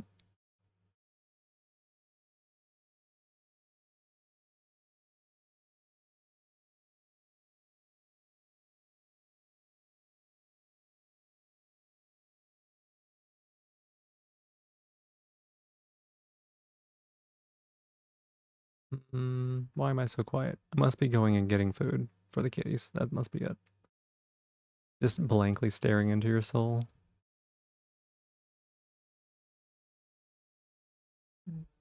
Oh god, hang on a sec. Did I go into the pissed off? I didn't say, I just said theoretically, if you were faced with the choice of one or many, then bacterial marination cooker. Well, if it's fresh, it's not that bad. It's not that much marination.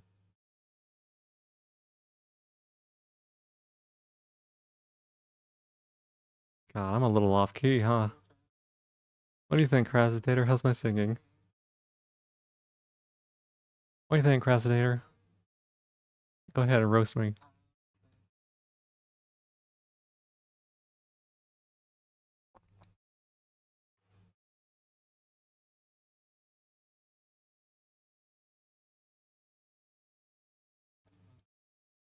I don't mind listening to my voice so much, but this, I don't know about this.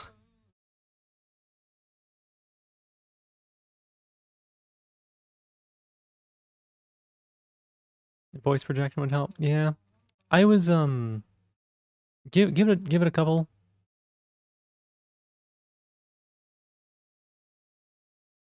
Give it a little bit and I kind of get into it a little bit more. I was very nervous to start with.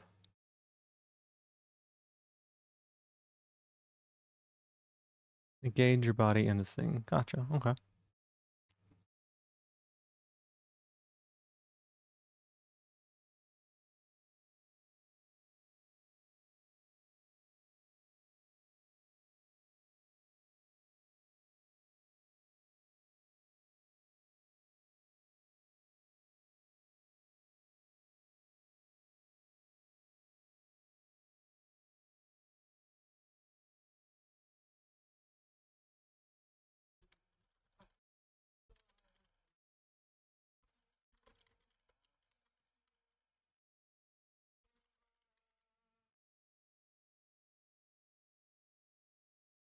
So yeah, like I don't know.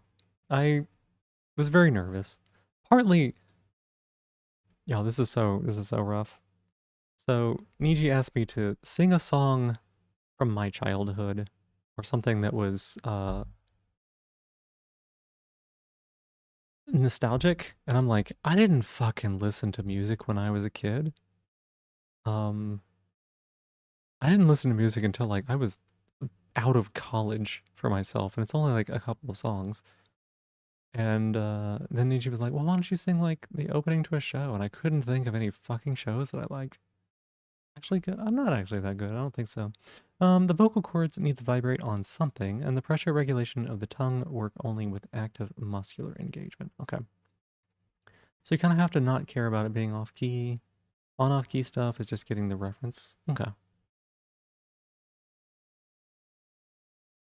There's like a long bridge here.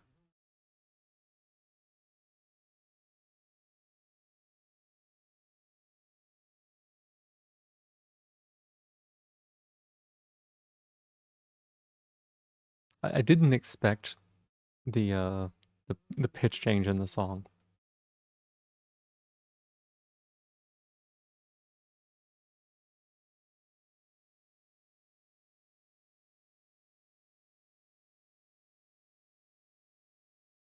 It's like whoever listens to the end of that song. It does like this little weird. I literally just said that. Thank you. Thank you.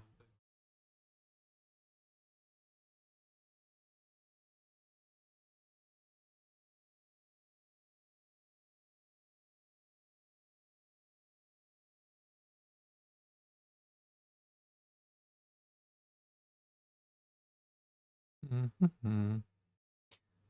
As a kid, you thought it was your mother's friend and not my best friend. Oh my gosh, that's so funny. Your mother's best friend.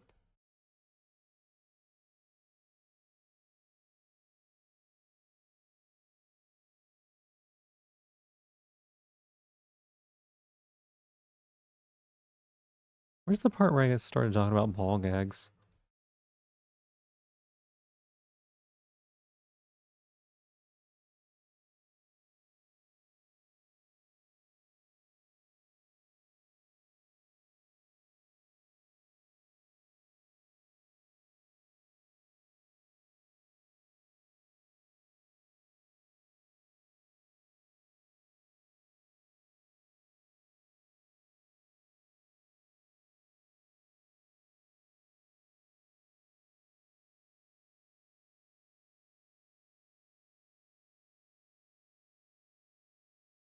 Kitty.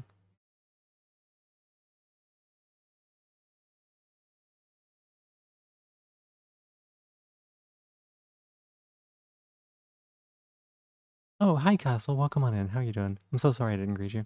I'm kind of zoning in here. The technique you use when vocal training is also the one you have to use when singing. Gotcha.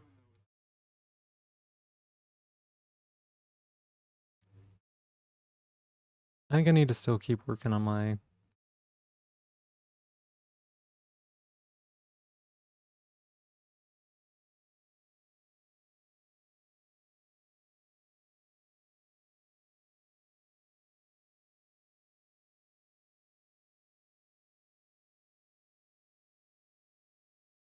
Hey, welcome back, Stella. How you doing?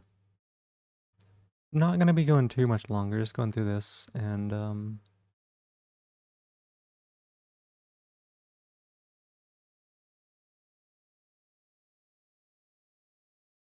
just seeing if there's anything like of importance to clip here or save. I'm gonna have to reclaim your voice just because you've been an incredibly silent speaker your whole life, and using any volume it makes you freak out. I was a very low speaker myself as well. Um, People always told me that my voice carried, right? Like I'd be talking normally, just like everybody else in the group, and I was always the one that got singled out, and they would tell me my voice carried, and like that shames a kid, right? Like teachers calling you out and being like, "Hey, you specifically, you're the one that's talking, and you're the only one I can hear in the entire classroom." Um, Walk all over you without vocal training outside of group. Let's see. Incredibly poor vocal control, probably autism related. I better get back forward now. Yeah, people walk all over you without vocal training outside of group. Gotcha. Oh, yeah, let me do that. And yeah, so like my father also was. We would have like conversations or anything. He'd be like, "Why are you mumbling? Stop mumbling." And I'd be like, I'm just talking low. I'm not mumbling. I'm just talking low because I don't want to yell. I don't like being loud. I'm just going to talk like this because you should be able to hear me because other people can hear me when I'm talking this loud. And that's fine, right? And so, yeah, it was always like, stop mumbling. God, I don't, I probably did not like the sound of my voice. And I probably didn't realize that that's what my problem was.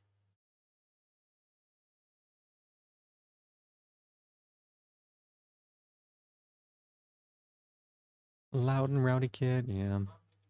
Oh, she's just too loud. You blame 7 years of choir for it. That's fair. Parents spoken mumbling too, eating your words, yeah.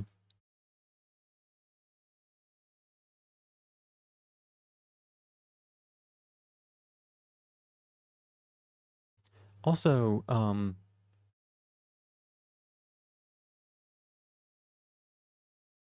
was I gonna say? Oh, y'all, like to this day, I don't know what was going on or like what was happening. But I remember a time when I was talking with my friend. I was so self-conscious about this after I had this conversation. Um, I was talking to a friend and he was like, "Why do you always say the same like thing after you finished talking just like quietly but with your lips? Like why do you mouth the last thing that you just said?" I'm like, "I don't do that." He was like, "You just did it now." I was like, "What are you talking about?" He's like, "You're still doing it." I'm like, "I'm not doing anything." And so I was like, "What the fuck?" Like brick? Like, Brick, what are we talking about? Are we talking about autism? Maybe. I don't know. Like,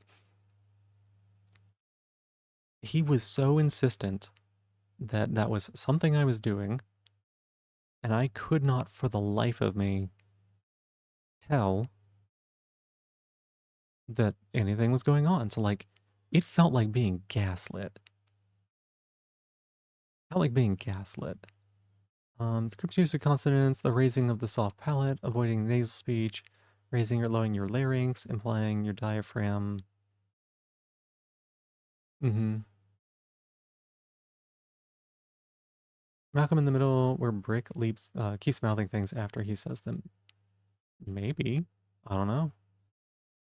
I found out later in life that that there is a symptom of autism. Is it echolalia? Echolalia? I don't know how to pronounce the thing. But it tends to be like repeating the last few syllables of something that you've said. And I always wondered if that was like something. I don't know to this day if I still do it or not. Because when he was talking about it, I could have had a mirror and I don't know that I would have noticed it. I don't know what I was seeing it. You have a lot of vocal fry on my sentence in, which is okay. It's related to relaxation. Hmm. I think that some of the vocal fry that I have is from the laryngitis. I actually think that I damaged my vocal cords when I had laryngitis last year, and I don't think they're ever going to recover fully. Would insist on voice training to put the same energy into the entirety of the sentence in included. Huh.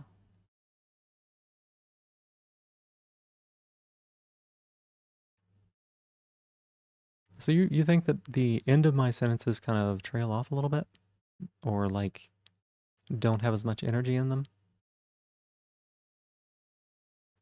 Don't have as much energy in them? Something like don't have as much energy in them.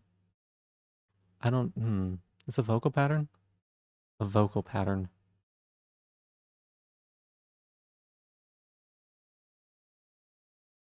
Malcolm in the middle, where Brick keeps mouthing things after he says them. After he says them. After he says them. After he says them. Malcolm in the middle, where Brick keeps mouthing after he says them. After he says them. Hmm.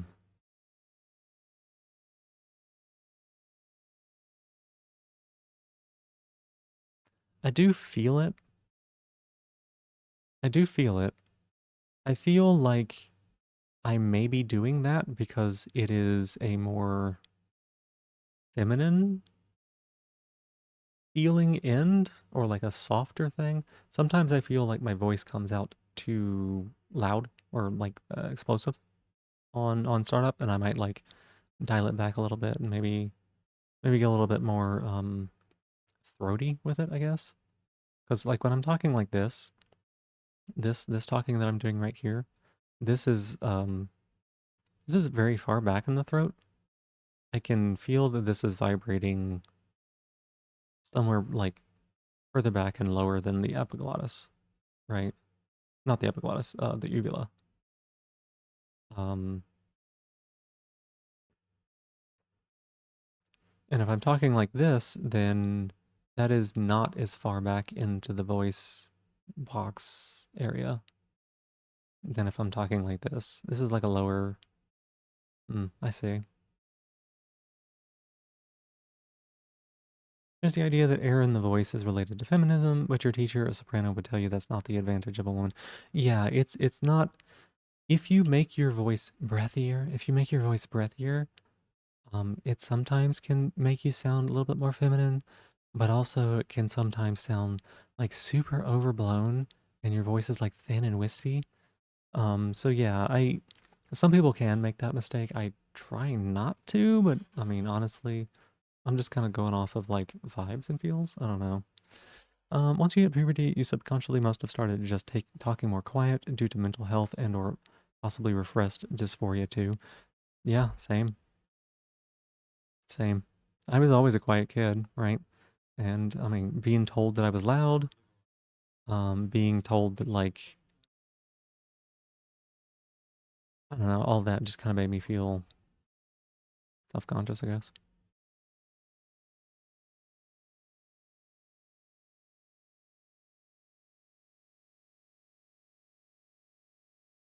Selecting a nice text for vocal training would be good for that. I really do have to give that a shot. Maybe I'll message you one day and just have you put some of the tips down in writing so it'll be a little bit easier for me to remember. Again, though, that is not like your job or anything. So like I'm not putting that on you. I'm not saying that you have to do that or anything like that. Um, at the end of the day, like my voice is my responsibility and it's something that I have not been doing as well on as I could have been doing. I almost said should have been doing, but could have been doing is maybe the better way of saying it because I don't know, should? I don't know if should the right word.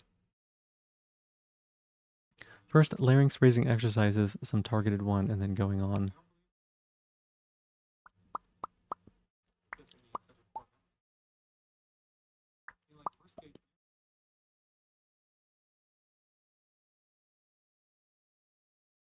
Just a student in that regard, transparent or contratenor would be better help. Makes sense.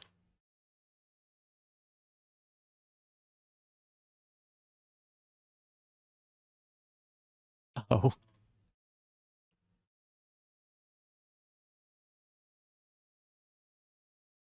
Tried listening to contratenors singing classical music, folks. What do you mean by that? Oops. Like somebody in the contratenor range? I actually don't even know what that sounds like, to be honest.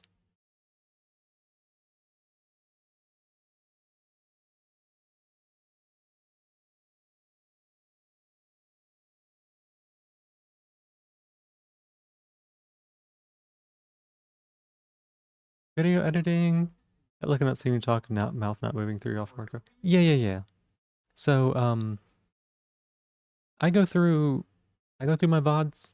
I have markers on all of them for like little interesting moments that I thought were like something I might want to keep or clip or whatever. End of like really important conversations, etc. I will usually like review those, see if they're worth keeping, and then I'll do a couple like peeks through here to see if there's anything that jumps out as like really important to keep. And I do that for all of my VODs. Um, or at least as many as I can. I'm really far behind on it and I have been for a while, so sometimes on stream, this is twice now.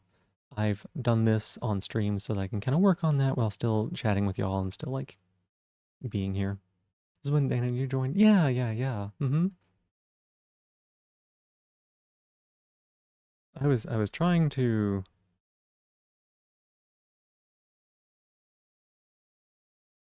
Oh my gosh. Okay. I was trolling them really hard, and then y'all rated it, and I felt a little bit embarrassed.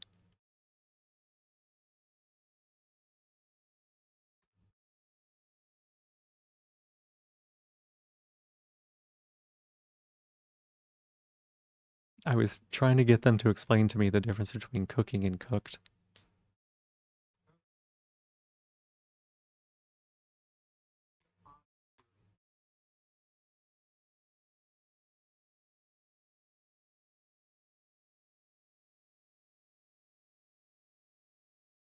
What I'm going to rate out here in just a little bit.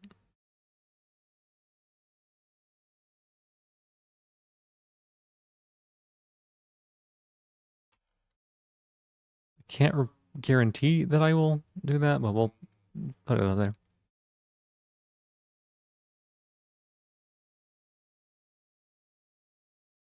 Yeah, my goal is to continue to raid into Ashena until she gets partner. That is where I stand right now. We may see if that changes in the future, but depending on events, but that is the goal. I'm going to continue supporting her for as long as I can on that. Hey, Violet. Meow. Meow. Me, meow.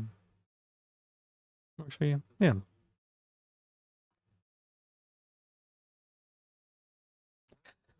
You could put it, oh, that would be very helpful, Procrastinator. Thank you. Or you can DM me directly. That's also fine too. Yeah, this is right when y'all joined. Right. Right as I was trolling them, I was like, gosh, what was it? Cooked? I was like, does that mean God, what was it? I was like trying to like bait them real hard on that. Yeah, well, that seems funny enough. A kind person? Oh, thank you, Stella. I appreciate it.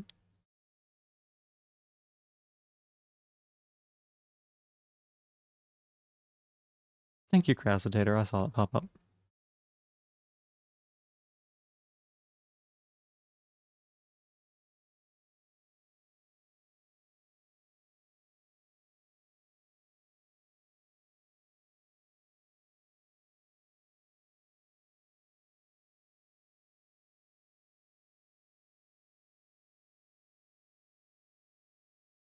Hmm. When does this start?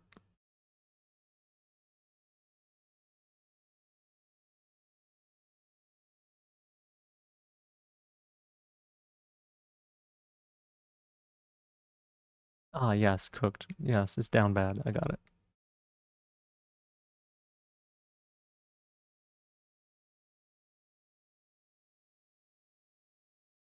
There you go.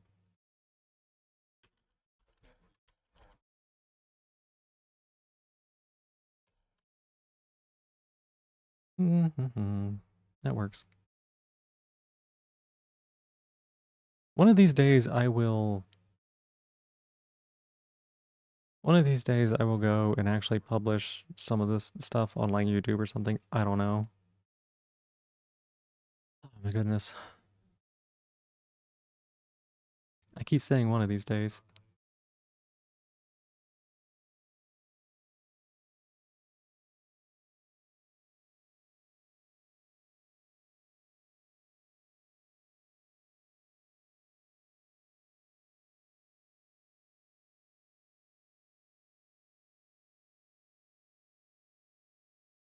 One of these days. Yeah. Yeah. One of these days.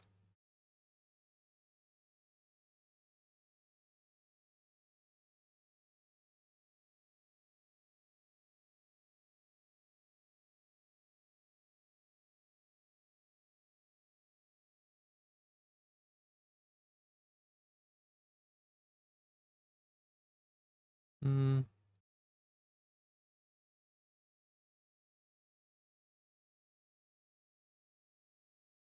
I just remembered we ran out of dirt.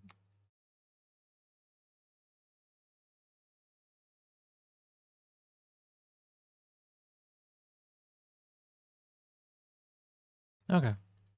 It's good enough. I don't need to do any more with that.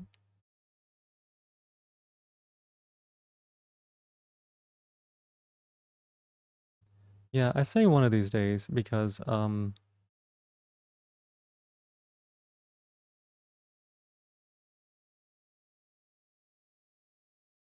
y'all can't see that. Why is that off screen for some reason? What was I doing with this before where I had that off screen? Weird. Maybe because I had chat up or something. I don't remember. Anyways, over here where you can't see it, right? This is my video storage for highlights. I have 73 hours of highlights I've got to do something with. 73 hours. That's so much editing. Like even just looking at them and deciding whether or not I want to delete some of them is going to take so long. Oh my goodness, that's so much work. Anyways, that's a lot of them. It's a lot of them. If I go to highlights, filter by highlights, 179. 179 highlights, and then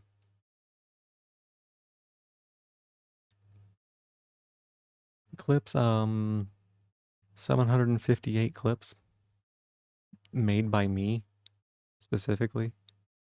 There's like another 100 made by other people, a little bit more. I'm not normal about this, y'all. I put too much work in this. Do you understand why I burned out? Do you understand why I burned out? in doing my job. Because this is the kind of shit that I did in my job. Not this specifically, but like this level of effort and attention and detail. And I've gotten better about the clipping and like not being quite so obsessive over it. But there was definitely a point in time where I was feeling pretty burned out.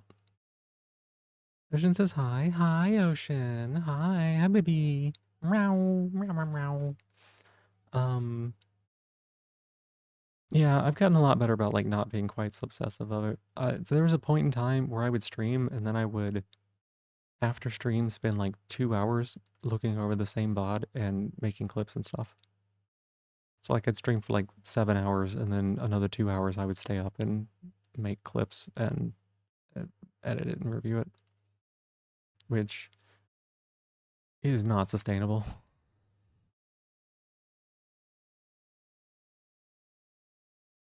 I want to do something with publishing highlights and stuff like that, like little bite-sized things that feel interesting or cool or whatever it happens to be, right? Um, I want to post some stuff on YouTube. Like there's some times when I talked for, like 5 minutes or something on like a specific trans issue or something, and I think it might be like helpful to somebody. Or, maybe there's like a little bit longer of a silly moment where we chat about something, Finally got a replacement for the skillet that you had. The handle snapped off a few months ago, so you can actually properly cook everything in the freezer now. Well, I mean, I think if you're sorry, I've been hanging out with Kay a lot, and this is the kind of response that she would give. She'd be like, "Well, if you're cooking things in the freezer, you're doing it wrong. You should try using a stove." Right? That's the kind of Kay response you might get. So I had to hold my back there for a hold back for a second. Twitch Shorts, if you want to get on it. Twitch Shorts. What is Twitch Shorts? What is Twitch Shorts? Oops.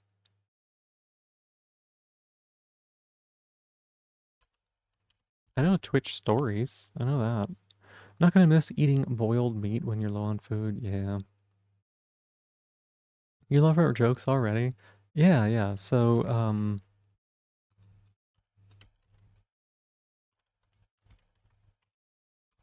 it's Ghost Queen K. She's great. Um, she streams before me. She oftentimes ends a little bit after I start. On weekends, she goes quite a bit longer. And yeah, she streams every day, just like me. You know that guy? Yeah, yeah, yeah, yeah, yeah. So that's the joke. That's the kind of joke she'd give. I did mention her the other day, and you're like, yeah, I think we share some of the same communities. No, I mentioned Kaz and Ashena. I forgot that Kay was somebody else that I could have mentioned. Is it a weekend today? No. Mm-mm. You have a hard time catching her streams? Yeah, it's understandable. I mean, I know she appreciates y'all popping in, even if it's for like a little bit. Um,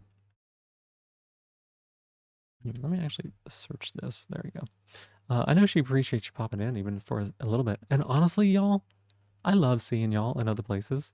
I love going to like my favorite streamer stream and then being like, "Hey, yo, I know you. Like you and me, like we chat, we talk all the time." Um, which is so great. Which is so great. On that nail art high, you're now asking your mom if you can do her nails. She said, "Yeah, heck yeah."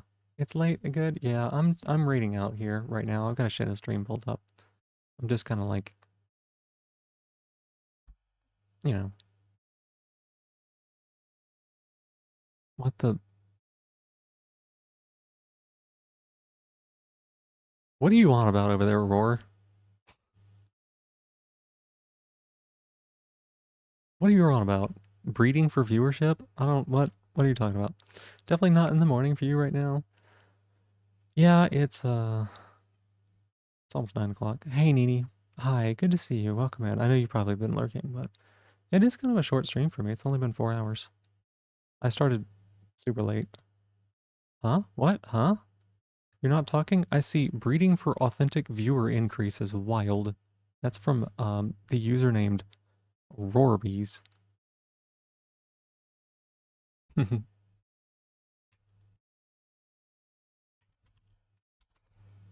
we got a little raid message that we can use. Um I know, Nini, today was so fucking bad. Today was actually like one of the roughest I've had in a while. Just from a physical and a mental state was not good, so it's just how it's gotta be. Um Yeah, thank you all so much for being here, everybody. Thank you for showing up. I know it was like a really late stream. I know it was a little bit different from our usual thing. Need to talk about it. It's life, it's finances, it's shit being broken and having to do things about it. I appreciate the offer, Nini. I'll I'll probably reach out and just talk about it a little bit at some point. Maybe not today. I've got an appointment here in a few hours I gotta get some sleep for. So, um, Genevieve Live, you're gonna dip and join later. Totally understand, totally understand. No, she'd appreciate it either way. Thank you so much. Really needed the stream. Well, thank you for being here, Stella. I appreciate it. I think it was a good stream overall. Like, DMs are open to anything. If you ever don't need anything, of course we're. Same to you though. Same to you. You know that. Night Crassitators. See you, Joey. Thank y'all for being here. Manifesting stuff gets better. It's it is a lot better than it could be. I'll say that, right? Like it feels pretty rough, but that is in comparison to how it's been going. Um, it's just such a shock that everything just kind of hit all at the same time, and it was a lot of like money stuff, which is some of the most consistently stressful things for me because my money situation is not, how do I describe this? I'm not in a bad place with money, but I